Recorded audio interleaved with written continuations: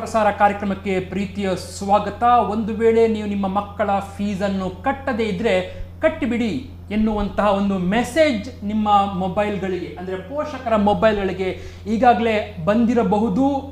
ಅದು ಮತ್ತೆ ಮತ್ತೆ ಕೂಡ ಬರುತ್ತಿರಲೇಬಹುದು, ಅಥವಾ ಕಟ್ಟದೇ ಇದ್ರೂ ಕೂಡ ಫೋನ್ ಮಾಡಿ ಕಟ್ಟಿ ಅಂತ ನಿಮಗೆ ಹೇಳಿರಲಬಹುದು. ಆದ್ದರಿಂದ ಶಾಲಾ ಅಥವಾ ಕಾಲೇಜ್ಗಳು ನಿಮ್ಮ ಮಕ್ಕಳ ಅಥವಾ ಮಗುವಿನ ಫೀಸನ್ನು ಕಟ್ಟಿ ಎನ್ನುವಂಥ ಒತ್ತಾಯವನ್ನು ಕಳೆದ ಕೆಲವಾರು ದಿನಗಳಿಂದ ಮಾಡ್ತಿರುವುದನ್ನು ಅನೇಕ ಪೋಷಕರು ಮನಸ್ಸಿನಲ್ಲೇ ಬೇಸರದಿಂದ ತಮ್ಮ ನೋವನ್ನು ಹಂಚಿಕೊಂಡಿದ್ದಾರೆ. ಒಂದು ಕಡೆಯಲ್ಲಿ 2 ತಿಂಗಳಿಂದ ಆದಾಯದ ಕೊರತೆ, ಉದ್ಯೋಗ ವ್ಯವಹಾರಗಳಿಲ್ಲ, ಇನ್ಕಮ್ ಇಲ್ಲ, ಮಧ್ಯದಲ್ಲಿ ಈ ಒಂದು ದೊಡ್ಡ ಹೊರೆ. ಇಬ್ಬರು ಮಕ್ಕಳಿದ್ರೆ ಆ ಪೋಷಕರ ಹಣ ಕಟ್ಟುವಂತಹ ಒಂದು ಸಾಮರ್ಥ್ಯ ಕುಗ್ಗಿರುವಂತಹ ಈ ಸಂದರ್ಭದಲ್ಲಿ ಅವರಿಗೆ ಕಟ್ಟಲೇಬೇಕು ಎನ್ನುವಂಥ ಒತ್ತಡವನ್ನು ಶಾಲಾ ಕಾಲೇಜುಗಳ ಮಂಡಳಿ ಅಥವಾ ಅಲ್ಲಿನ ನಿಮಗೆ ಫೋನ್ ಮಾಡಿ ಹೇಳೋರು ಹಾಕ್ತಾನೆ ಇರ್ತಾರೆ. ಕಟ್ಟಬೇಕು ಎನ್ನುವಂಥ ಒಂದು ಒತ್ತಡ ಬೀಳ್ತಾನೆ ಇರುತ್ತೆ. ಹಾಗಾದರೆ ಇದು ಸರಿಯಾ? ಒಂದು ಪ್ರಶ್ನೆ ಇಲ್ಲಿ ಉದ್ಭವಿಸ್ತಾ ಇರುವುದೇನು ಅಂತ ಹೇಳಿದ್ರೆ, ಯಾವಾಗ ಶಾಲೆ ಪ್ರಾರಂಭ ಆಗತ್ತೆ ಎನ್ನುವಂಥ ಒಂದು ಸ್ಪಷ್ಟತೆ ಯಾವುದೇ ಶಾಲೆಗಳ ಆಡಳಿತ ಮಂಡಳಿ ಅವರಿಗೆ ಇಲ್ಲ. ಯಾಕಿಲ್ಲ ಅಂತ ಹೇಳಿದ್ರೆ, ಸರ್ಕಾರಗಳು ಇದನ್ನು ಹೇಳಿಲ್ಲ.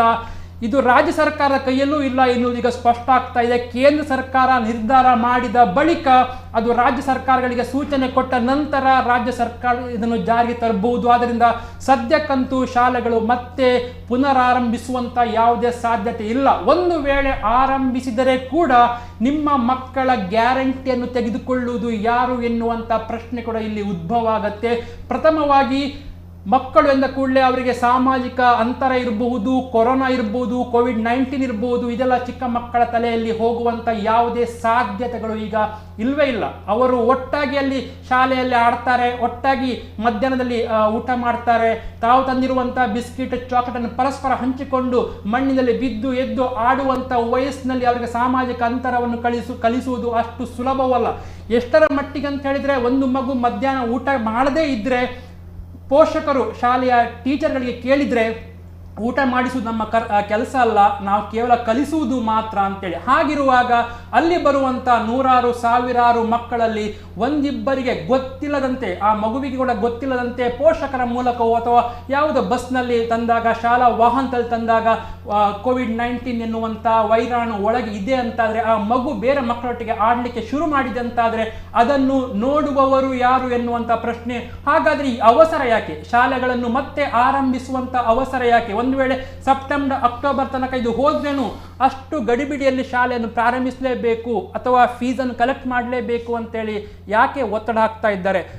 ಅಕ್ಟೋಬರ್ದಲ್ಲಿಗೆಲ್ಲ ಪ್ರಾಬ್ಲಮ್ ಸಾಲ್ವ್ ಆಯಿತು ಅಂತ ಅಂದ್ಕೊಳ್ಳುವ, ಆಗ ನವೆಂಬರಲ್ಲಿ ಫೀಸನ್ನು ಕಲೆಕ್ಟ್ ಮಾಡಿ ಜನವರಿಯಿಂದ ಪ್ರಾರಂಭಿಸಬಹುದು. ಯಾರು ಕೂಡ ಜೂನಿಂದಲೇ ಶಾಲೆಯನ್ನು ಪ್ರಾರಂಭಿಸಬೇಕು ಅಂತೇಳಿ ಹೇಳಿಲ್ಲ, ಅಥವಾ ಆ ಬಗ್ಗೆ ಒಂದು ರೀತಿಯಲ್ಲಿ ನಿಯಮಗಳು ಕೂಡ ಮಾಡಬೇಕಾಗಿರುವಂಥ ಅಗತ್ಯ ಇಲ್ಲ. ಜನವರಿ ಟು ಡಿಸೆಂಬರ್ ಮುಂದಿನ ವರ್ಷ ಮಾಡಿದರೆ ಮಗುವಿನ ಆರೋಗ್ಯದ ಬಗ್ಗೆ ಕೂಡ ಒಂದು ಎಚ್ಚರಿಕೆಯನ್ನು ಪೋಷಕರು ವಹಿಸಿಕೊಳ್ಳಲಿಕ್ಕೆ ಸಾಧ್ಯ ಆಗುತ್ತೆ.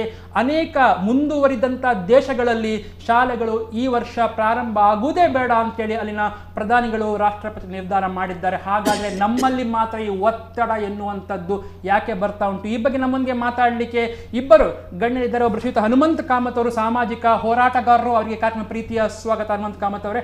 ಹಾಗೆ ಶ್ರೀಯುತ ನರೇಶ್ ಕಿಣಿ ಅವರು, ex-DGM MRPL ONGC, ಅವರಿಗೆ ಕೂಡ ಕಾರ್ಯಕ್ರಮ ಪ್ರೀತಿಯ ಸ್ವಾಗತ. ಓಕೆ, ಮೊದಲಿಗೆ ಹನುಮಂತ್ ಕಾಮತ್ ಅವರೇ, ನಿಮ್ಗೆ ಏನು ಅನಿಸ್ತಾ ಉಂಟು? ಫೀಸ್ ಕಟ್ಟಿ ಎನ್ನುವಂಥ ಒತ್ತಡ ಬರ್ತಾ ಉಂಟು ಅಂತಾದರೆ, ಇನ್ನೂ ಕೆಲವು ಸಂದರ್ಭಗಳಲ್ಲಿ ಮುಂದುವರಿದ ಭಾಗ ಆಗಿ SLC ಮಗು ಇನ್ನೂ ಪರೀಕ್ಷೆ ಕಟ್ಟದೇ ಇದ್ದಾಗ PUC ಕಾಲೇಜಿಂದ ಫೋನ್ ಬರ್ತಾ ಉಂಟು ಪೋಷಕರಿಗೆ, ನೀವು ನಮ್ಮ ಶಾಲೆಯಲ್ಲೇ ಮಗುವಿಗೆ ಅಡ್ಮಿಷನ್ ಮಾಡಿ ಅಂತೇಳಿ. ಪ್ರಾಬ್ಲಮ್ ಓವರಾಲ್ ಆಗಿ ಮೊದಲ ಕಮೆಂಟ್ ಏನು ಹೇಳ್ತೀರಿ?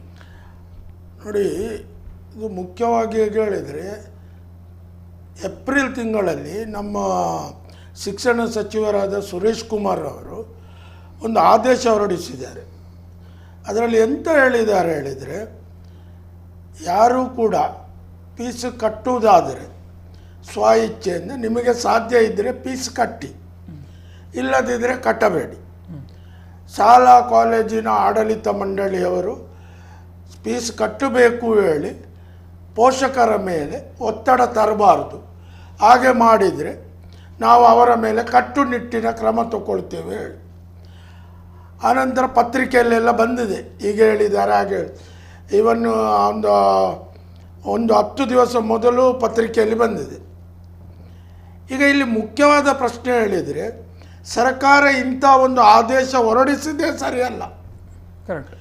ಇದನ್ನು ನಾನು ಯಾಕೆ ಹೇಳ್ತೇನೆ ಹೇಳಿದರೆ, ಸರ್ಕಾರ ಅಡ್ಡಗೋಡೆಯ ಮೇಲೆ ಇಟ್ಟಂಥ ಈ ಆದೇಶವನ್ನು ಪರಿಷ್ಕರಿಸಬೇಕು. ಯಾವಾಗ ಶಾಲಾ ಕಾಲೇಜುಗಳು ಪ್ರಾರಂಭವೇ ಆಗಲಿಲ್ವಾ, ಮ್ಯಾನೇಜ್ಮೆಂಟಿನವರು ನಮ್ಮ ಹತ್ರ ಫೀಸ್ ಕಟ್ಟಲಿಕ್ಕೆ ಹೇಳುವುದು ಹೇಗೆ? ಕರೆಕ್ಟ್. ಪ್ರತಿ ಬಾರಿ ಹೇಗೆ ಹೇಳಿದರೆ, ಕಾಲೇಜು ಶಾಲೆ ಪ್ರಾರಂಭ ಆಗುವಾಗ ಅವರ ಚಲನ್ ಕೊಡೋದು, ನಾವು ಕೊಂಡೋಗಿ ಶಾಲೆ ಹೆಸರಿನಲ್ಲಿ ಕಟ್ಟೋದು. ಇದು ಶಾಲೆಯೇ ಆಗಲಿಲ್ಲ.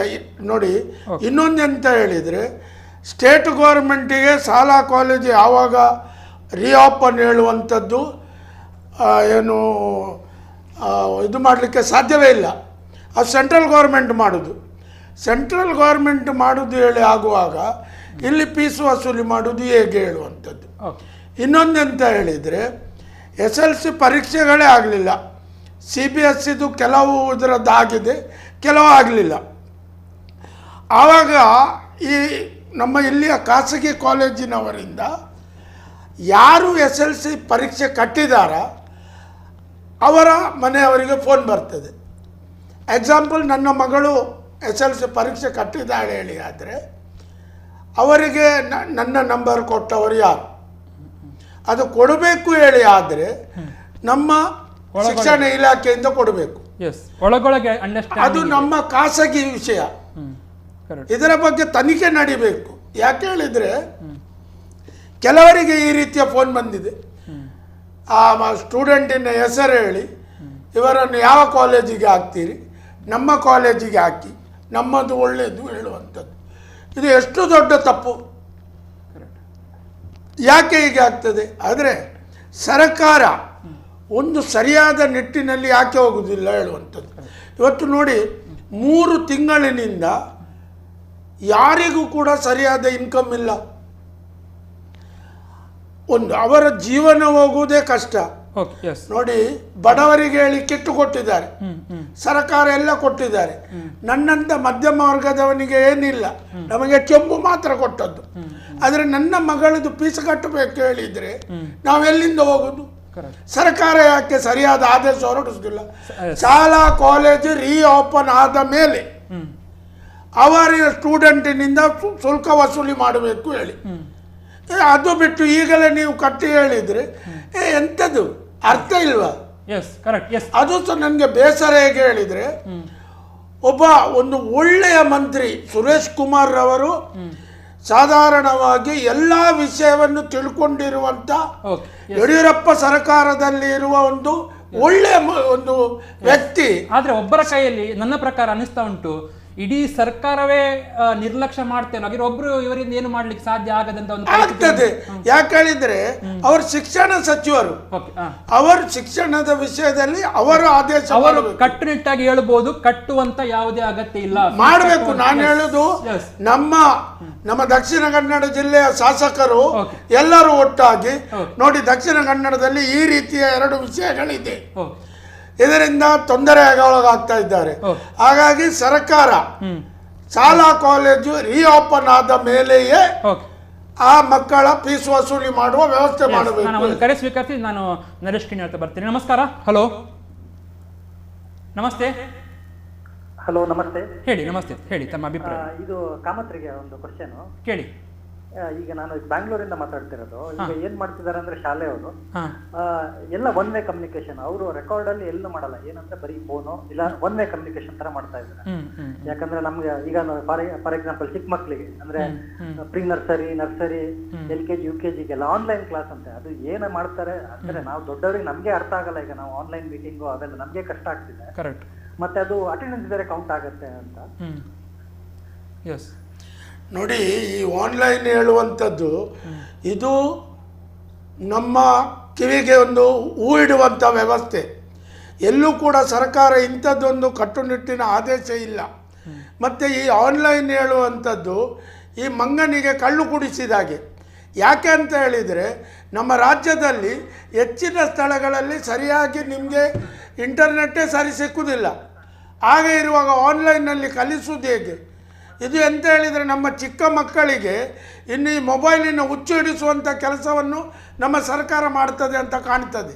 ಯಾಕೆಂತ ಹೇಳಿದರೆ ಈ ಚಿಕ್ಕ ಚಿಕ್ಕ ಮಕ್ಕಳಿಗೆ ನೀವು ಆನ್ಲೈನ್ ಹೇಳೋದು ಇದು ಆಗು ಹೋಗುವಂಥದ್ದು.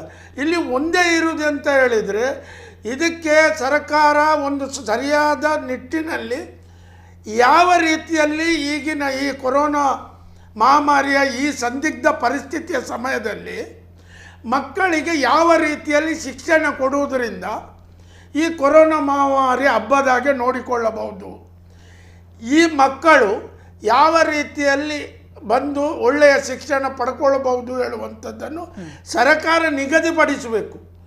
ಆ ನಂತರವೇ ಎಲ್ಲ ವ್ಯವಸ್ಥೆ ಆಗಬೇಕು. ಅದು ಬಿಟ್ಟು ಆನ್ಲೈನ್ ಮಾಡಿ ಇದು ಮಾಡಿ ಎಂಥದ್ದು ಇದು? ಮಕ್ಕಳಿಗೆ ಮಕ್ಕಳಾಟ ಕಲಿಸುವುದಾ ಅಲ್ಲ ಶಿಕ್ಷಣ ಕಲಿಸುವುದು ಸರ್ಕಾರ?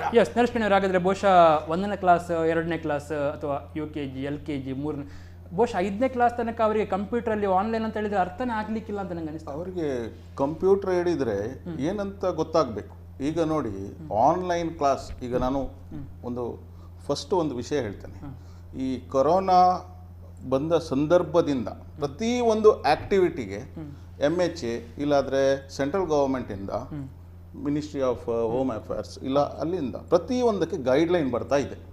ಆ ಗೈಡ್ಲೈನಲ್ಲಿ ಏನು ಮಾಡಬೇಕು ಏನು ಮಾಡಬಾರ್ದು, ಏನು ಈಗ ಮಾರ್ಕೆಟ್ ಓಪನ್ ಮಾಡಬೇಕು ಆದರೆ ಏನು ಗೈಡ್ಲೈನು, ಮತ್ತು ಹಂತವಾಗಿ 3-4 ಸಲ ಕೊಟ್ಟಿದ್ದಾರೆ. ಈ ಗೈಡ್ಲೈನ್ಗಳು ಇಲ್ಲದೆ ಈಗ ಹನುಮಂತ್ ಕಾಮತ್ ಅವರು ಹೇಳಿದಾಗೆ ನಮ್ಮ ರಾಜ್ಯ ಸರ್ಕಾರದ ಶಿಕ್ಷಣ ಮಂತ್ರಿಯವರು ನೀವು ಫೀಸ್ ಕಟ್ಟಬಹುದು ಕಟ್ಟದೆ ಇರಬಹುದು ಅಂತ ಹೇಳಿದ್ದು ಒಂದು ಸರಿಯಲ್ಲ. ಒಂದು ಎರಡನೇದು, ಯಾವಾಗ ಗೈಡ್ಲೈನ್ಗಳು ಸರಿಯಾಗಿ ಬರಲಿಲ್ವಾ ಆಗ ನಮ್ಮ ಎಲ್ಲ ಈಗ ನಾವು ಈ ಒಂದು ಪ್ರೋಗ್ರಾಮ್ ಉಂಟು ಅಂತ ಹೇಳುವಾಗ ನಾನು ಮಧ್ಯಾಹ್ನದಿಂದ ನನ್ನ ಆಪ್ತರ ಬಳಿಯಲ್ಲಿ ಯಾವ ಶಾಲೆಯಿಂದ ಏನೆಲ್ಲ ಮೆಸೇಜ್ ಬಂದಿದೆ ಏನೆಲ್ಲ ಸರ್ಕ್ಯುಲರ್ ಬಂದಿದೆ ಅಂತ ನೋಡಿದ್ದೇನೆ.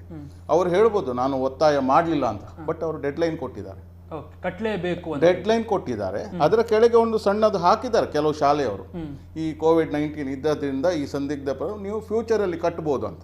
ಯಾವಾಗ ಶಾಲೆಯ ಈಗ ನಾವೊಂದು ಸಾಮಾನು ತೆಕ್ಕೊಳ್ಬೇಕಾದ್ರೆ ಆ ಸಾಮಾನು ನನ್ನ ಕೈಯಲ್ಲಿ ಬರ್ತದಂತ ಗ್ಯಾರಂಟಿ ಆದ್ಮೇಲೆ ನಾನು ಹಣ ಕೊಟ್ಟು, ಕರೆಕ್ಟ್ ಅಲ್ವಾ? ಒಂದು ಆದ್ರೆ ಇಲ್ಲಿ ಎಂಥದ್ದು, ಶಾಲೆಯ ಆರಂಭ ಯಾವಾಗ ಆಗ್ತದೆ, ಹೇಗೆ ಆಗ್ತದೆ, ಯಾವ ರೀತಿಯಲ್ಲಿ ಆಗ್ತದೆ ಎಂಬುದು ಖಂಡಿತ ಇಲ್ಲ.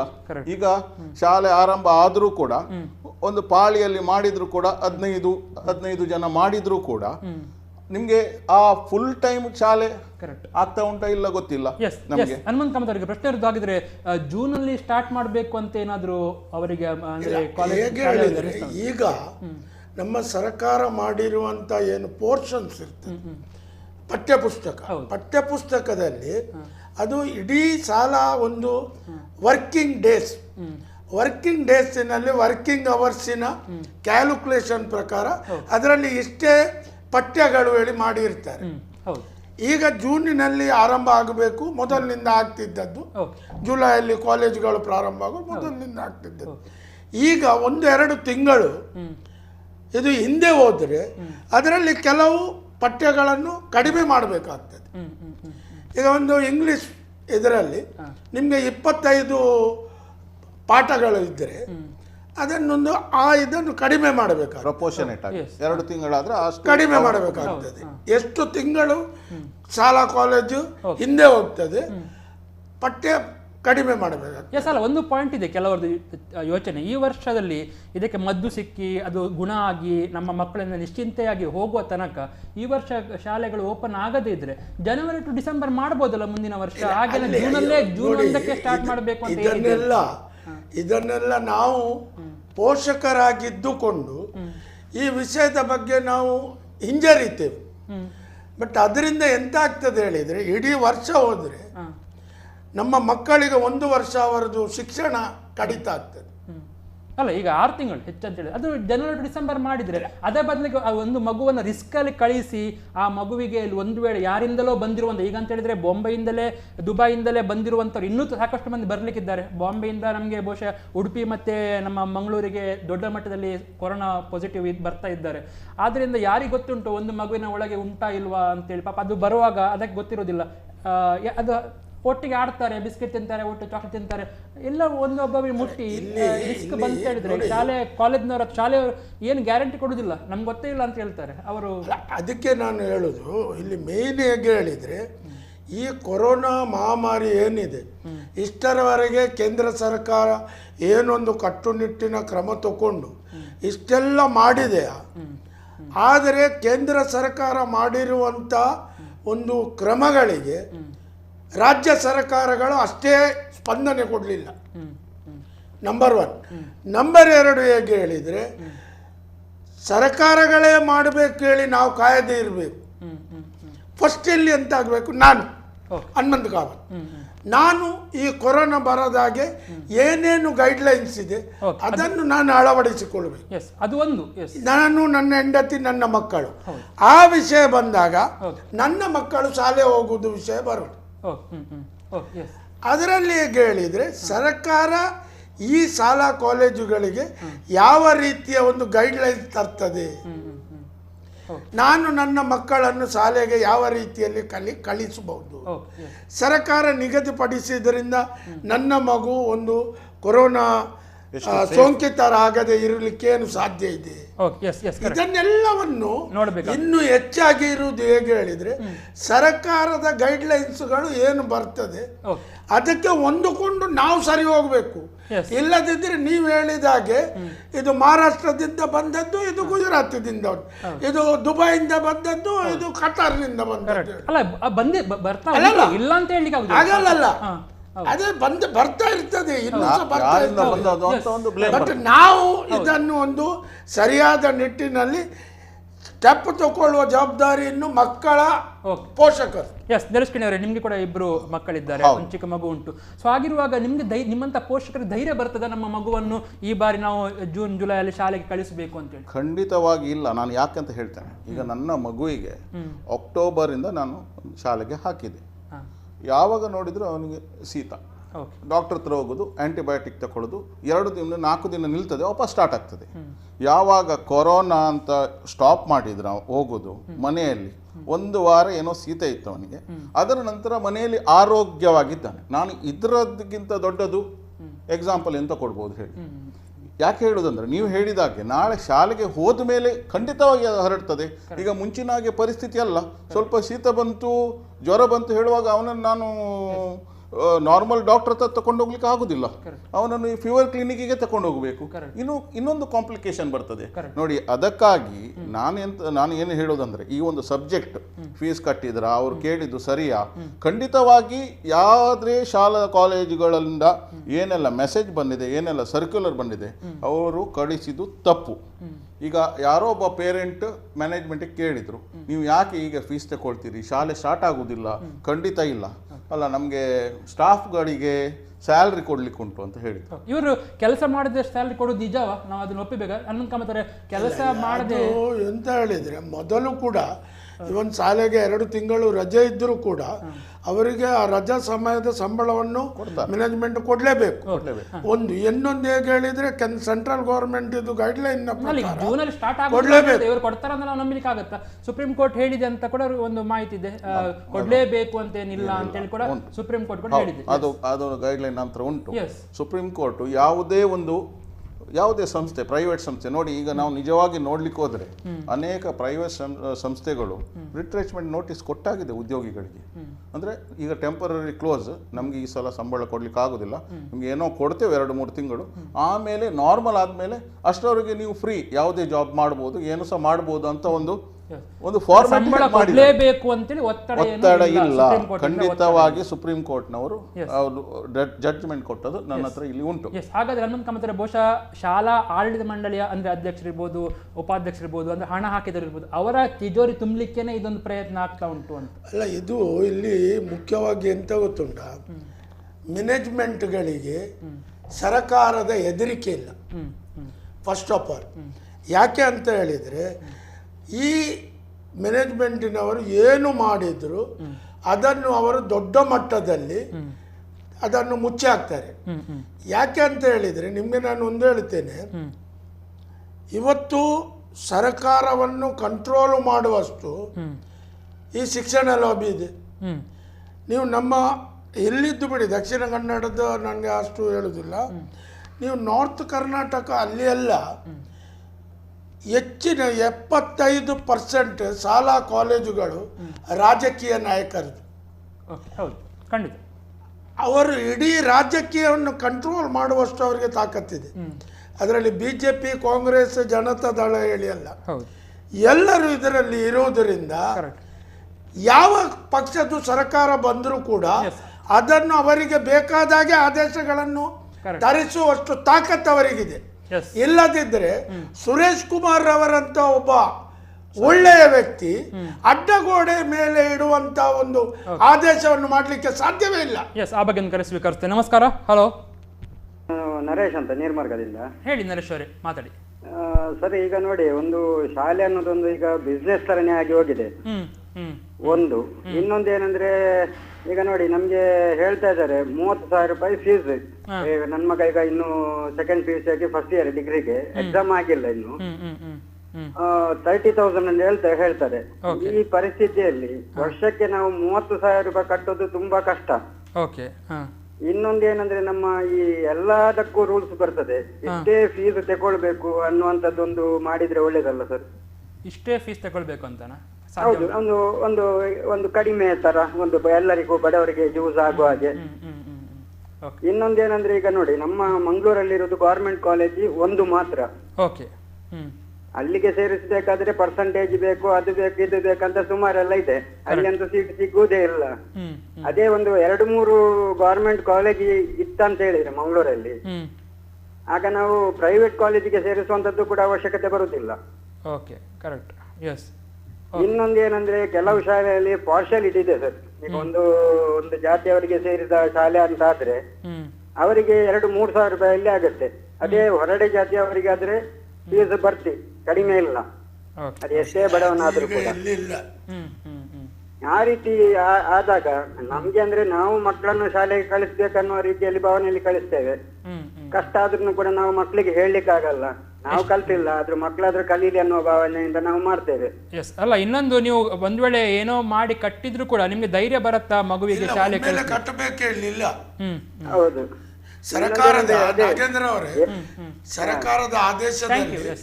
ಸರ್ಕಾರದ ಆದೇಶದಲ್ಲಿ ಕ್ಲಿಯರ್ ಕಟ್ಟಿದೆ.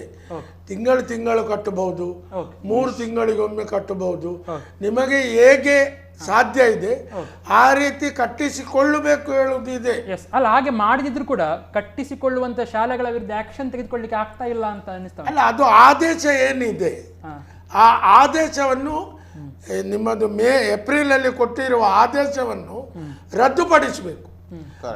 ಸರ್ಕಾರ ರದ್ದುಪಡಿಸಬೇಕು. ರದ್ದುಪಡಿಸಿ ಶಾಲಾ ಕಾಲೇಜು ಪ್ರಾರಂಭ ಆದ ನಂತರ ಹೇಳಿದ್ರೆ, ಅಡ್ಮಿಷನ್ ಆದ ನಂತರ, ಮೊದಲಿದ್ದು ಹೇಗೆ ಆಗ್ತಿತ್ತು, ನಿಮ್ಗೆ ಅಡ್ಮಿಷನ್ ಆದ ನಂತರ ಇಲ್ಲ, ನೀವು 9ರಿಂದ 10ಕ್ಕೆ ಹೋಗುವಾಗ ನೀವು ಕಟ್ಟಲಿಕ್ಕೆ ಇರುವಂಥದ್ದು.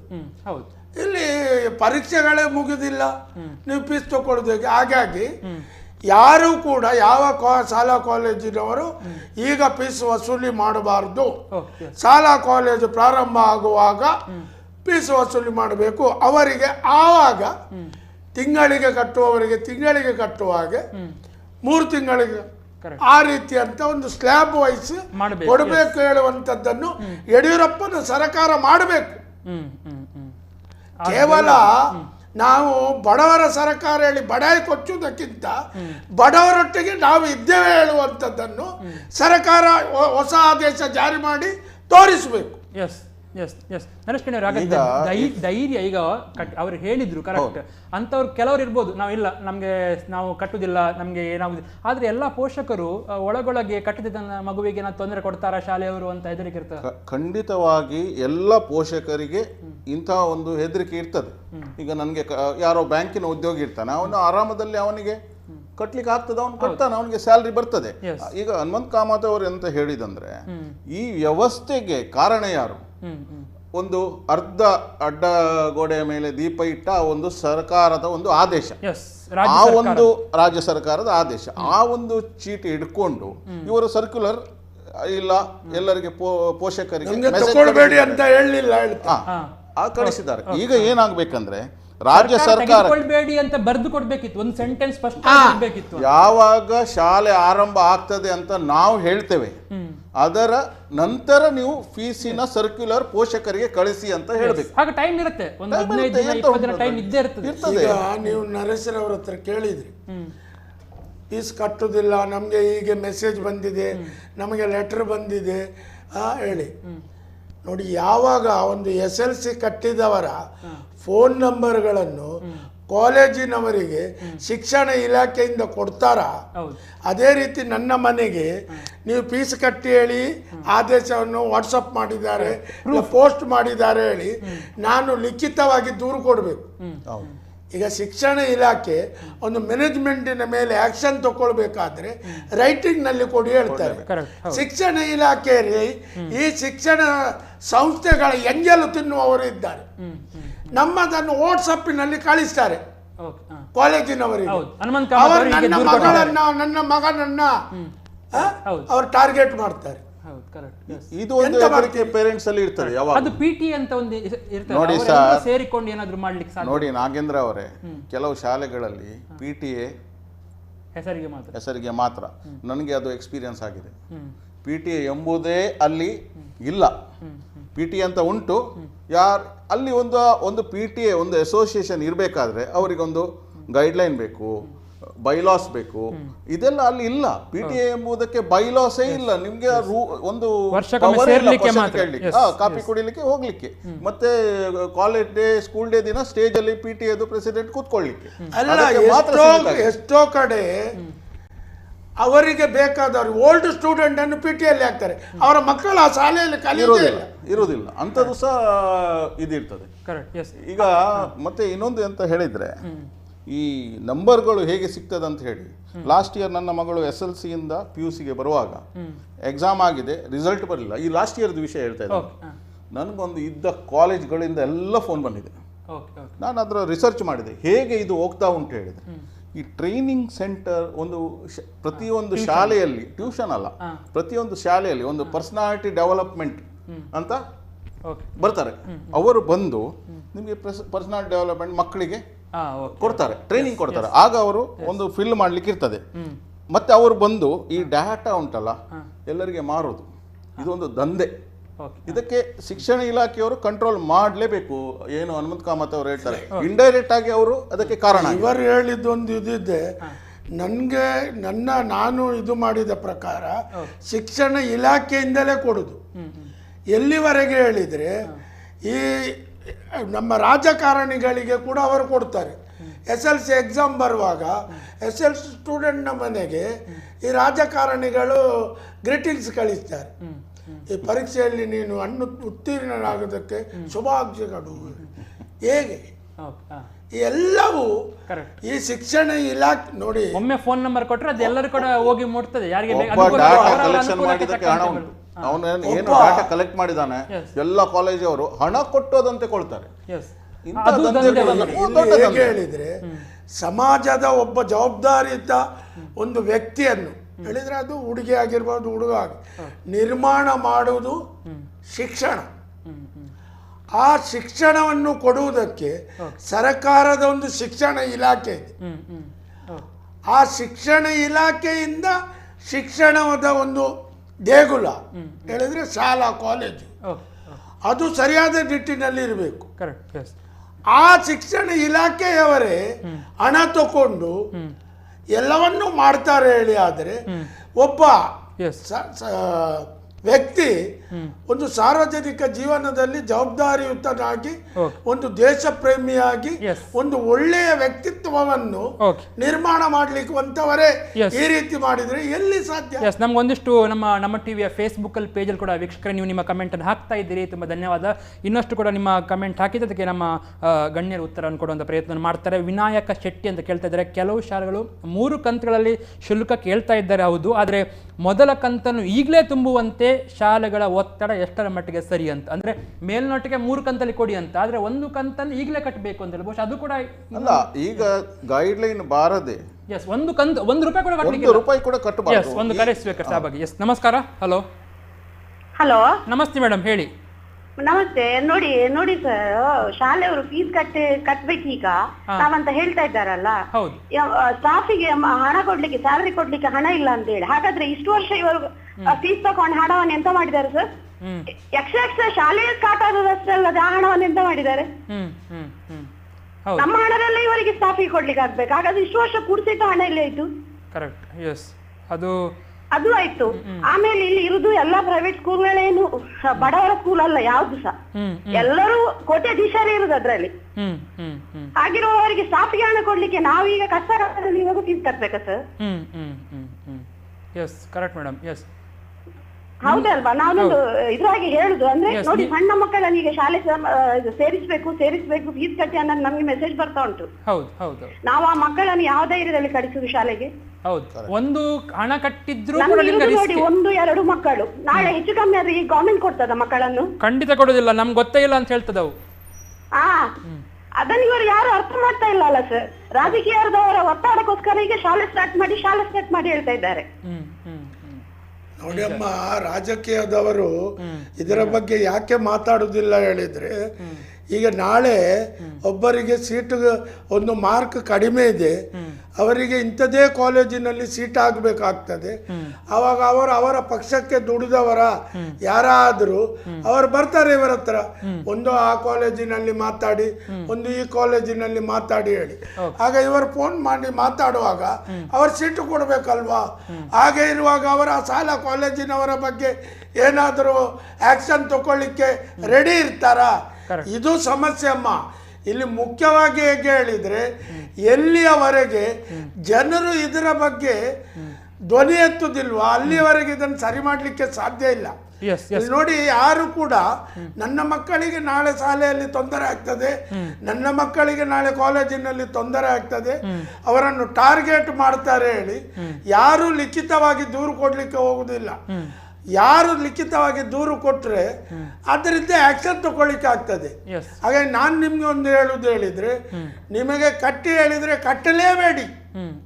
ಎಲ್ಲಿಯವರೆಗೆ ಶಾಲೆ ಓಪನ್ ಆಗುದಿಲ್ವಾ ಅಲ್ಲಿಯವರೆಗೆ ಮಂಗಳೂರಿನವರು ಯಾರು ಕೂಡ ಫೀಸ್ ಕಟ್ಟಬಾರ್ದು. ಸೀಟ್ ಇಲ್ಲ ಅಂತ ಹೇಳಿದ್ರೆ ಎಂತ ಮಾಡುದು? ಸೀಟ್ ಇಲ್ಲ ಹೇಳಲಿಕ್ಕೆ ಸಾಧ್ಯ ಇಲ್ಲ. ನೋಡಿ, ಈ ಬಾರಿ ನೋಡಿ ಇದೊಂದು ಸುಸಂದರ್ಭ. ಈ ಬಾರಿ ಏನು ಮಾಡಬೇಕು ಹೇಳಿದರೆ, ಜನರು ಒಂದು ಕೆಲವು ದೊಡ್ಡ ಕಾಲೇಜುಗಳಲ್ಲಿ ಹೇಗೆ ಹೇಳಿದರೆ, ಅವರ ರಿಸಲ್ಟ್ಗಳು ಒಳ್ಳೇದು ಬರಬೇಕು ಹೇಳಿ ಅವರು ಇಷ್ಟು ಮಾರ್ಕಿನ ಮೇಲಿನವರನ್ನು ಗೊತ್ತಾಯ್ತಾ? ಕೆಲವರು ಅದಕ್ಕಿಂತ ಕಡಿಮೆ ಇರ್ತಾರೆ. ಇಲ್ಲಿ ಹೇಗೆ ಹೇಳಿದರೆ, ಒಂದು ಶಾಲೆ ಕಾಲೇಜುಗಳಲ್ಲಿ ಸೀಟು ಭರ್ತಿ ಮಾಡಲಿಕ್ಕೂ ಕೂಡ ಸರ್ಕಾರದ ಗೈಡ್ಲೈನ್ಸ್ ಇದೆ. ಅದನ್ನು ಮೊದಲು ಜನರು ಅರ್ಥ ಮಾಡಿಕೊಳ್ಬೇಕು. ಓಕೆ, ನಾನು ಮತ್ತೊಂದು 2 ಕಮೆಂಟ್ಗೆ ಬರ್ತಾ ಇದ್ದೇನೆ. ನರೇಶ್ ಕಣ್ಣಿಯವರು ನೀವು ಉತ್ತರ ಕೊಡ್ಬೋದು. ರ್ಯಾಶ್ ಬ್ಯಾರಿ ಮತ್ತು ಅಬೂಬಕರ್ ಆಲ್ಮೋಸ್ಟ್ ಒಂದೇ ಕಮೆಂಟನ್ನು. ಮೀನಿಂಗ್, 1 ವರ್ಷ ವೇಸ್ಟ್ ಆದರೂ ಪರವಾಗಿಲ್ಲ, ಮಕ್ಕಳನ್ನು ಈ ವರ್ಷ ಶಾಲೆಗೆ ಕಳಿಸದೇ ಇರುವುದೇ ಉತ್ತಮ. ಮುಂದಿನ ತಲೆಮಾರಿನ ಮುಂದಿನ ಭವಿಷ್ಯದ ಕುಡಿಗಳನ್ನು ಬಲಿ ನೀಡಬೇಡಿ ಅಂತ. ನಿಮ್ಗೆ ಅನಿಸ್ತಾ ಉಂಟ, ಒಂದು ದಿನ ಕೂಡ ಈಗ ಮದ್ದು ಸಿಗುವ ತನಕ ಅಥವಾ ಈ ಪ್ರಾಬ್ಲಮ್ ಸಾಲ್ವ್ ಆಗೋ ತನಕ ಶಾಲೆ ಸ್ಟಾರ್ಟ್ ಆದರೂ ಕೂಡ ದಿನ ಪೋಷಕರು ಮಗುವಿನ ಆರೋಗ್ಯದ ಬಗ್ಗೆ ಟೆನ್ಷನ್ ಜಾಸ್ತಿ ಮಾಡಿಕೊಳ್ಳುವಂಥ ಪರಿಸ್ಥಿತಿ? ಖಂಡಿತವಾಗಿ. ಯಾಕಂದ್ರೆ ನೀವು ಈಗ ಹೊರಗೆ ನೋಡ್ಬೋದು, ಎಲ್ಲಿ ಮಕ್ಕಳನ್ನು ತಿರುಗಾಡಲಿಕ್ಕೆ ಬರ್ತಾ ಕರ್ಕೊಂಡು ಬಂದಿದ್ದಾರೆ, ಎಷ್ಟು ಜನ ಮಕ್ಕಳನ್ನು ಹೊರಗೆ ತಂದಿದ್ದಾರೆ ನೋಡಿ. ಈಗ ಮೊನ್ನೆ ನನಗೆ ಒಬ್ಬ ನಮ್ಮ ಫ್ರೆಂಡ್ ಹೇಳ್ತಾರೆ, ನನ್ನ ಮಗ ಹೊರಗೆ ಬರ್ಲಿಕ್ಕೆ ಕೇಳುದಿಲ್ಲ, ಹೊರಗಿದು ತಿನ್ನುವುದೇ ಇಲ್ಲ ಅಂತ ಟಿವಿಯಲ್ಲಿ ಅಲ್ಲಿ ಎಲ್ಲ ನೋಡ್ಕೊಂಡು ಇರ್ತಾನೆ ಅವನು. ಅದೇನು ಕೆಂಪಿದು, ನನ್ನ ಮಗ ಹೇಳ್ತಾನೆ, ಆ ಕೆಂಪಿದು ಕೊರೋನಾ ತಿರುಗುವವರೆಗೆ ನಾನು ಹೊರಗೆ ಹೋಗುದಿಲ್ಲ ಅಂತ ಹೇಳ್ತಾನೆ. ಅದು ಹಸುರು ಬಂದ್ರೆ ಮಾತ್ರ ಹೋಗುದು ಅಂತ ಹೇಳ್ತಾನೆ. ಮಕ್ಕಳಲ್ಲಿ ಇದು ಒಂದು ಹೆದರಿಕೆ ಇರ್ತದೆ. 1 ವರ್ಷ ಹೋದ್ರೂ ಪರವಾಗಿಲ್ಲ, ಮಗುವಿನ ಪ್ರಾಣ ಮುಖ್ಯ ಅಂತ ಅನ್ಕೊಳ್ಳುವ ತುಂಬಾ ಜನ ಇರ್ತಾರೆ. ಅಥವಾ ಇಲ್ಲ, ಹೇಳಿದ್ರೆ ಅದು ಆಯಾಯ ಮಕ್ಕಳ ತಂದೆ ತಾಯಿಯ ಮೇಲೆ ಡಿಪೆಂಡ್ ಆಗಿರ್ತದೆ. ಈಗ ಸರ್ಕಾರಗಳಿಗೆ ಗೊತ್ತಾಗಿದೆ ಈ ಕೊರೋನಾವನ್ನು ಬೇಗದಲ್ಲಿ ನಿಲ್ಲಿಸಲಿಕ್ಕೆ ಸಾಧ್ಯ ಇಲ್ಲ ಹೇಳುವಂಥದ್ದು. ಯಾಕೆ ಅಂತ ಹೇಳಿದರೆ, ಇದಕ್ಕೆ ಒಂದು ಔಷಧಿಯನ್ನು ಎಲ್ಲ ಕಡೆಯೂ ತಯಾರು ಮಾಡ್ತಾರೆ ಬಿಟ್ಟರೆ, ಅದರ ಬಗ್ಗೆ ರಿಸರ್ಚ್ಗಳು ನಡೀತದೆ ಬಿಟ್ಟರೆ ಇನ್ನೂ ಕೂಡ ಅದಕ್ಕೆ ಒಂದು ಔಷಧಿ ಸಿಕ್ಕಲಿಲ್ಲ. ಹಾಗೆ ಇರುವಾಗ ಅದೇ ಇದೊಂದು ರಿಸ್ಕೆ. ಹಾಗಾಗಿ ಸರ್ಕಾರ ಕೂಡ ಇನ್ನು ಏನು ಮಾಡ್ತದೆ ಹೇಳಿದರೆ, ಇದು ಇನ್ನು ನಿಮ್ಮ ಜವಾಬ್ದಾರಿ. ನಾವು ಇದಕ್ಕೆ ಇಂಥದ್ದನ್ನೆಲ್ಲ ಮಾಡಿದ್ದೇವೆ, ಇನ್ನು ನಿಮಗೆ ಹೇಗೆ ಬೇಕು. ಹೌದು, ಅಲ್ಲ ಶಾಲೆ ಮಾತ್ರ ಅಲ್ಲ, ಈಗ ಆಟದಲ್ಲಿ ಕಳಿಸುವ ಪೋಷಕರು ಕೂಡ ಒಂದು ಆಟದಲ್ಲಿ ನನ್ನ ಪ್ರಕಾರ ರಿಕ್ಷಾದವರು, ನಾನು ಅದೇ ಮಾಡ್ತಾ ಇದ್ದೇನೆ, ಆ ವಿಷಯವನ್ನು ಹೇಳ್ತಾ ಇದ್ದೇನೆ. ಅಲ್ಲಿ ಸೋಷಿಯಲ್ ಡಿಸ್ಟೆನ್ಸಿಂಗ್ ಎಲ್ಲಿ ಇರ್ತದೆ ಮಕ್ಕಳಿಗೆ? ಸರ್ಕಾರ ಇದನ್ನೆಲ್ಲ ಥಿಂಕ್ ಮಾಡಬೇಕು. ಗೈಡ್ಲೈನ್ ಸಿಂಪ್ಟಮ್ ಗೊತ್ತಿಲ್ಲ ಅಂತ ಒಂದು ಮಗು ಆ ರಿಕ್ಷಾಲ್ ಇರಬಹುದು, ಒಳಗೆ ಕೋವಿಡ್-19 ಕೊರೋನಾವನ್ನು ಬದಿಗಿಟ್ಟು ಒಮ್ಮೆ ನೋಡಿ. ಒಂದು ರಿಕ್ಷಾದಲ್ಲಿ ಇಷ್ಟೇ ಮಕ್ಕಳನ್ನು ಕೊಂಡೋಗಬೇಕು, ಹೌದು, ಮುಂಚೆಯಿಂದ ಇತ್ತದು. ಹೌದು, ಕಾರಿನಲ್ಲಿ ಇಷ್ಟೇ ಮಕ್ಕಳನ್ನು ಕೊಡಬೇಕು ಹೌದು, ಹೇಳುವಂಥದ್ದಿದೆ. ಹೌದು, ಅದಕ್ಕೆ ಹೀಗೆ ಪೇಂಟ್ ಹೊಡಿಬೇಕು, ಹಾಗೆ ಪೇಂಟ್ ಹೊಡಿಬೇಕು ಹೇಳಿ. ಮಂಗಳೂರಿನಲ್ಲಿ ಅಂಥದ್ದು ಒಂದೇ ಒಂದು ಹೌದು, ಆ ಆದೇಶದ ಒಂದೇ ಒಂದು ಇದು ಜಾರಿಯಾಗಿ ಇರುವುದಿಲ್ಲ. ಅಲ್ಲ ಆಗದ್ದು ವಿಚಾರ ಬೇರೆ. ಇನ್ನು ಆವಾಗ ಅಂತ ಇನ್ನು risk ಆವಾಗ 4 ಮಕ್ಕಳನ್ನ 3 ಮಕ್ಕಳನ್ನ ಕೊಂಡೋಗ್ಬೇಕ ರಿಕ್ಷಾದಲ್ಲಿ 12 ಮಕ್ಕಳನ್ನು ಕೊಂಡೋಗ್ತಾರೆ. ಹೌದು, ಆವಾಗ ಅಲ್ಲಿ ನಾನು ಇದರ ಬಗ್ಗೆ ತುಂಬಾ ಚರ್ಚೆ ಮಾಡಿದ್ದೇನೆ. ಒಂದು ನೀವು ಹೇಳುದು ಸರಿ ಮಾರ್ರೆ, ಅವನ 4 ಜನರನ್ನು ಕೊಂಡೋದ್ರೆ ಈಗ ನಮ್ದು ಅವ 450 ತಕೊಳ್ಳುದು, ಹಾಗೆ ಅಷ್ಟೇ ಕೊಂಡೋಗ್ಬೇಕು ಹೇಳಿದ್ರೆ ಅವನು 800 ಕೊಡಬೇಕು ಹೇಳ್ತಾನೆ. ಪೋಷಕರ ರೆಡಿ ಇರುವುದಿಲ್ಲ. ಇನ್ನೊಂದು ಪ್ರಶ್ನೆ ನರೇಶ್ ಅವರೇ, ನೀವು ಹೇಳ್ಬೋದು ಕೇವಲ ಫೀಸ್ ಮಾತ್ರ ಅಲ್ಲ, ಪುಸ್ತಕಗಳ ಮಾರಾಟದಲ್ಲಿಯೂ ಶಾಲೆಯವರು ಜಾಸ್ತಿ ಹಣ ವಸೂಲಿ ಮಾಡ್ತಾ ಇದ್ದಾರೆ, ಇದು ಹಗಲು ದರೋಡೆ ಅಲ್ವಾ ಅಂತೇಳಿ. ಬಹುಶಃ ಖಂಡಿತ. ಮುಂಚೆ ನೋಡಿ ಏನಂದ್ರೆ ಪುಸ್ತಕದ ಪಟ್ಟಿ ನೋಟಿಸ್ ಬೋರ್ಡಲ್ಲೇ ಹಾಕ್ತಿದ್ರು. ನಿಮ್ಮ ಕಾಲದಲ್ಲೂ ನನ್ನ ಕಾಲದಲ್ಲೂ, ಇವರು ನನ್ಗೆ ತುಂಬ ಸೀನಿಯರ್ ಆದರೂ ಸಹ ನನ್ನ ಕಾಲದಲ್ಲಿ ಸಮೇತ ಪುಸ್ತಕದ ಪಟ್ಟಿ ಹಾಕ್ತಾ ಇದ್ರು. ನಾವು ಸ್ಕೂಲ್ ಬುಕ್ಕಿಗೋ ಇಲ್ಲ ಅಲ್ಲೋ ಇಲ್ಲ ಸ್ವಲ್ಪ ಕೆಲವರು ಸಮಾಜ ಅಲ್ಲಿ ಹೋಗಿ ಆ ಪಟ್ಟಿಯನ್ನು ಕೊಟ್ರೆ ಆ ಪುಸ್ತಕ ಬರ್ತಿತ್ತು. ಈಗ ಹಾಗೆಲ್ಲ ಚಾಯ್ಸ್ ಅವರದು, ಶಾಲೆಯವರದು, ಯಾವ ಟೈಪ್ ಬೈಂಡ್ ಬೇಕು, ಶಾಲೆಯಿಂದ ಇಲ್ಲಿ ಬರ್ತದೆ, MRP ಇರ್ತದೆ, MRP ಇರ್ತದೆ. ಅವರಿಗೆ ಖಂಡಿತವಾಗಿ ಆ MRP ಮೇಲೆ 20-30% ಡಿಸ್ಕೌಂಟ್ ಇರ್ತದೆ, ಪ್ಲಸ್ ಖಂಡಿತವಾಗಿ ಇರ್ತದೆ. ಶಾಲೆಯಲ್ಲಿಯೇ ಇಷ್ಟು ತಾರೀಖ್ 5 ತಾರೀಖ್ 7ನೇ ಕ್ಲಾಸ್, 6 ತಾರೀಖ್ 8ನೇ ಕ್ಲಾಸ್, 7 ತಾರೀಖ್ 9ನೇ ಕ್ಲಾಸ್, ನಿಮ್ಮ ಪುಸ್ತಕಕ್ಕೆ ಇಷ್ಟು ಹೇಳಿ ಹೇಳ್ತಾರೆ. ಆಯ್ತಾ?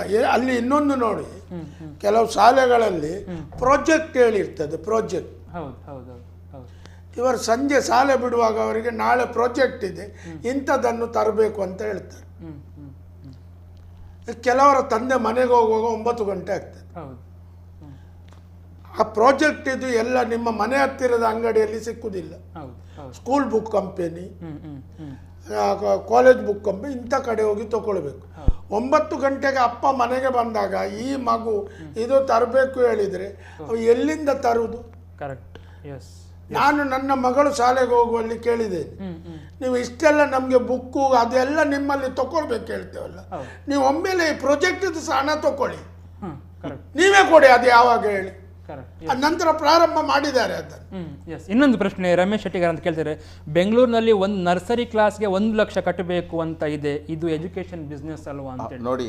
ನಾಗೇಂದ್ರ ಅವರೇ, ನರ್ಸರಿ ಶಾಲೆಗೆ 1 ಲಕ್ಷ ಅಲ್ಲ, 1.5 ಲಕ್ಷ ಉಂಟು. ಅವರು 1 ಲಕ್ಷ ಹೇಳಿದ್ದಾರೆ, ನನ್ನ ಹತ್ರ 1.5 ಲಕ್ಷ ತಕೊಂಡದ್ದು, 1.6 lakhs ತಕೊಂಡದ್ದು ನನ್ನ ಹತ್ರ.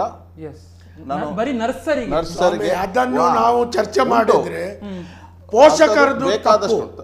ಯಾಕೆ ಅಲ್ಲಿ ಹೋಗಿ ಈಗ ನೋಡಿ, ಈಗ 1.5 ಲಕ್ಷ ಅಂತ ಹೇಳಿದ್ ಕೂಡ 3 ಕಂತಲ್ಲಿ ಕಟ್ಟಿ ಅಂತ ಹೇಳಿದ್ರು ಕೂಡ 50,000 ಆಯ್ತು, ಮೊದಲ ಕಂತು ಕಟ್ಟಲೇಬೇಕು. ನಿಮ್ಗೆ ಅದೇ ಶಾಲೆ ಆಗ್ಬೇಕಿದ್ರಿಂದ ಅಲ್ಲ ನಿಮ್ಗೆ 1.5 ಲಕ್ಷ. AC ರೂಮ್ ಬೇಕು, AC ಇಷ್ಟು ಸಣ್ಣ ಮಕ್ಕಳಿಗೆ ಆ AC ರೂಮ್ ಬೇಕು ಅವರಿಗೆ. ಈಗ ಯಾಕೆ ನಾರ್ಮಲ್ LKG UKG ಇಲ್ಲ ಬಾಲವಾಡಿಗೆ ಹೋದವರು ಇಂಜಿನಿಯರ್ ಡಾಕ್ಟರ್ ವಿಜ್ಞಾನಿಗಳಾಗ್ಲಿಲ್ವಾ?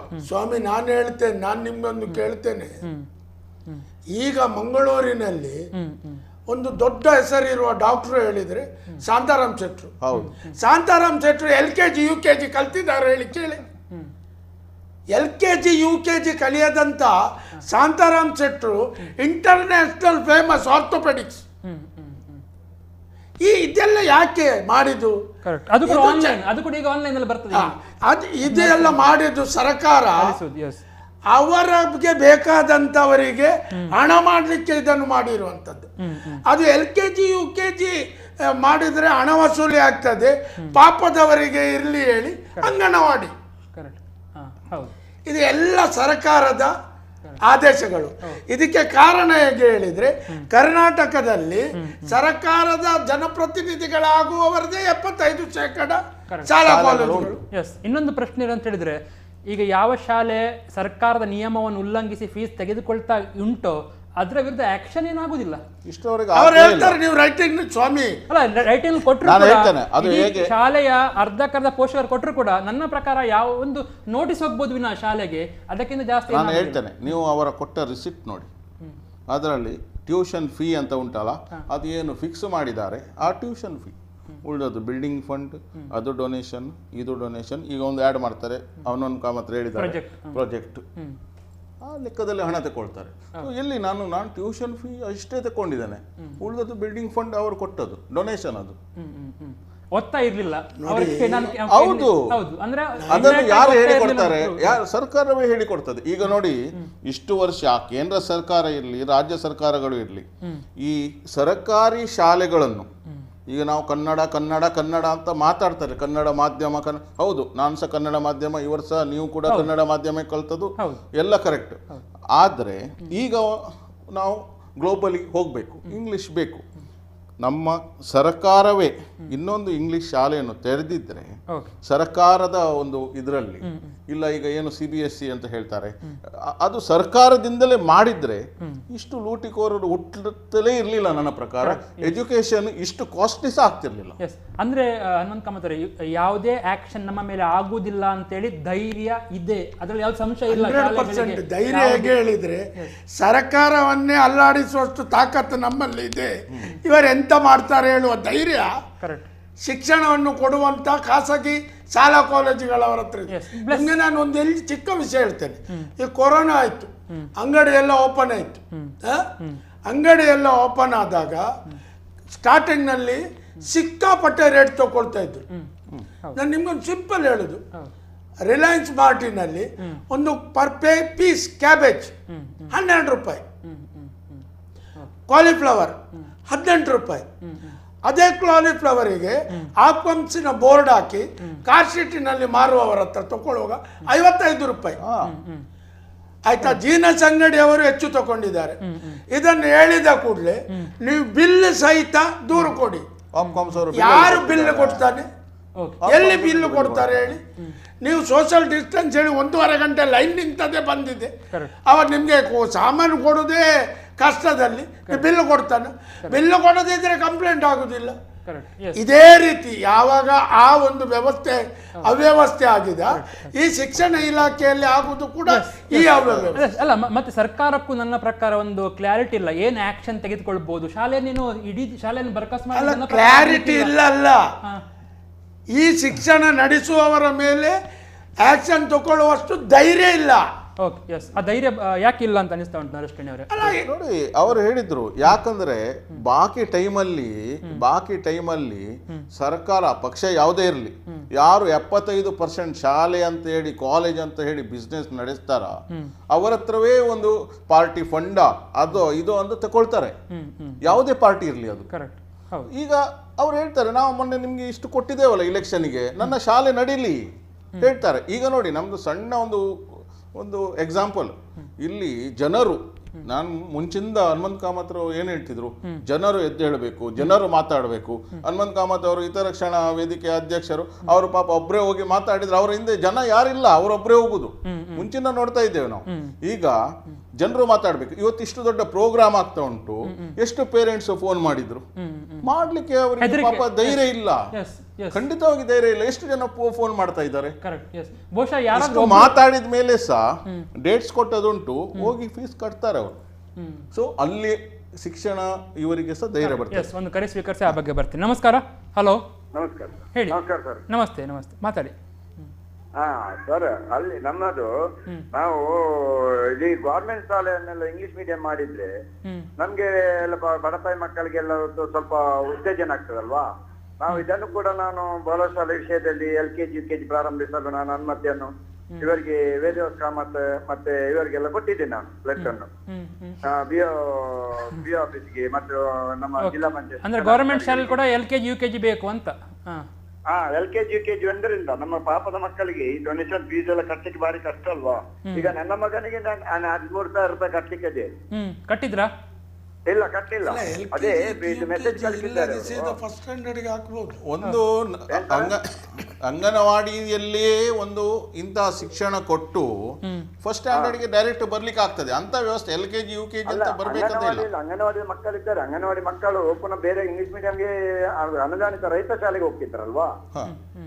ಅಂದ್ರೆ ನಮ್ಗೆ ಸರ್ಕಾರದಿಂದ ಅನುದಾನಿತ ರೈತ ಶಾಲೆ ಅಂದ್ರೆ ಕನ್ನಡ ಮಾಧ್ಯಮದಲ್ಲಿ ಸರ್ಕಾರ ಶಾಲೆಯಲ್ಲಿ ಈಗ ನಿಮ್ಮ ಮಗು ಗೌರ್ಮೆಂಟ್ ಶಾಲೆಗೆ ಹೋಗ್ತಾ ಉಂಟು ಅಂತ ಹೇಳುತ್ತಾವು. ಇಲ್ಲ ನನ್ನ ಮಗು ಗವರ್ಮೆಂಟ್ ಶಾಲೆಗೆ ಹೋಗಲ್ಲ, ನನ್ನ ಮಗ ಕಾನ್ಪುರ್ ಶಾಲೆಗೆ ಹೋಗ್ತೇನೆ. ಅಲ್ಲಿ 13,000 ರೂಪಾಯಿನ ಇದು ಮೆಸೇಜ್ ಬಂದಿತ್ತು ಅವ್ರದ್ದು ಕಟ್ಬೇಕಂತ, ಫೀಸ್ ಕಟ್ಬೇಕು. ಕಟ್ತಿದ್ದೀರಾ ಹಾಗಾದ್ರೆ? ಇಲ್ಲ ಕಟ್ಟಿಲ್ಲ ನಾವು. ಯಾಕೆಂದ್ರೆ ನಾವೊಂದು ಆಟೋ ಡ್ರೈವರ್ ಆಗಿ, ಎರಡನೇದಾಗಿ ನಾವು ಹಳೆ ವಿದ್ಯಾರ್ಥಿ ಸಂಘದ ಅಧ್ಯಕ್ಷರಾಗಿ ಬೌಲರ್ ಸ್ಕೂಲ್ ಇದು, ಅಲ್ಲಿ ನಮ್ಮ ಹತ್ತಿರ BO ಸರ್ ಅವರು ಇದೆ ಪ್ರಶಾಂತ್ ಸರ್ ಅವರು, ಈಗ BO ಸರ್ ಪ್ರಶಾಂತ್ ಸರ್ ಅವರು. ನಾವು ಅಂದ್ರೆ ಯಾಕೆಂದ್ರೆ ನಾವು ಈ ಸರ್ಕಾರಿ ಶಾಲೆಗಳನ್ನೆಲ್ಲ ಅಲ್ಲಿ ಅನುದಾನಿತ ಸರ್ಕಾರಿ ಶಾಲೆಗಳನ್ನೆಲ್ಲ ಗವರ್ಮೆಂಟ್ ಇಂದ ಬಂದದ್ದು ಎಲ್ಲ ಶಾಲೆಗಳನ್ನ ಕರೆಕ್ಟ್ ಸರ್. ಯಾರು ಕೂಡ ಸರ್ಕಾರಿ ಶಾಲೆಗೆ ಮಕ್ಕಳನ್ನು ಕಳಿಸ್ಲಿಕ್ಕೆ ಇಷ್ಟಪಡೋದಿಲ್ಲ. ಎಷ್ಟು ಇಂಪ್ರೂವ್. ಎಸ್, ಧನ್ಯವಾದ ಕರೆ ಮಾಡಿದ್ದಕ್ಕೆ. ನಿಮಗೆ ನಾನು ಒಂದು ಹೇಳ್ತೇನೆ, ನಮ್ಮ ಕಾರ್ಶಿಟ್ನಲ್ಲಿ 2 ಕಾಲೇಜ್ ಇದೆ. ಒಂದು ಮಹಿಳಾ PU ಕಾಲೇಜ್, ಒಂದು ಸರ್ಕಾರಿ ಡಿಗ್ರಿ ಕಾಲೇಜ್. 90% ಮಕ್ಕಳು ಕೇರಳದವರು ಕಲಿಯುವುದು. ಅಲ್ಲಿ ಕಾಸರಗೋಡು ಮತ್ತೆ ಇಲ್ಲಿಂದ ಬರುವುದಲ್ಲಿ ಕೇರಳದವರು, ಕಾಸರಗೋಡು. ಆದ್ರೆ ನಮ್ಮ ಮಂಗಳೂರಿನವರಿಗೆ ಖಾಸಗಿಯೇ ಬೇಕು. ಹಾಗಾಗಿರುವುದರಿಂದ ಅಲ್ಲ ಇವತ್ತು 2 ಕಾಲೇಜುಗಳಲ್ಲಿ ಅಂದ್ರೆ ಏನಾದ್ರೂ ಮಾಡಿ ಹೊಟ್ಟೆ ಬಟ್ಟೆ ಕಟ್ಟಿ ಇವರು ಫೀಸ್ ಕಟ್ತಾರೆ. ಸರ್, ಇದಕ್ಕೆಲ್ಲ ಕಾರಣ ಏನು?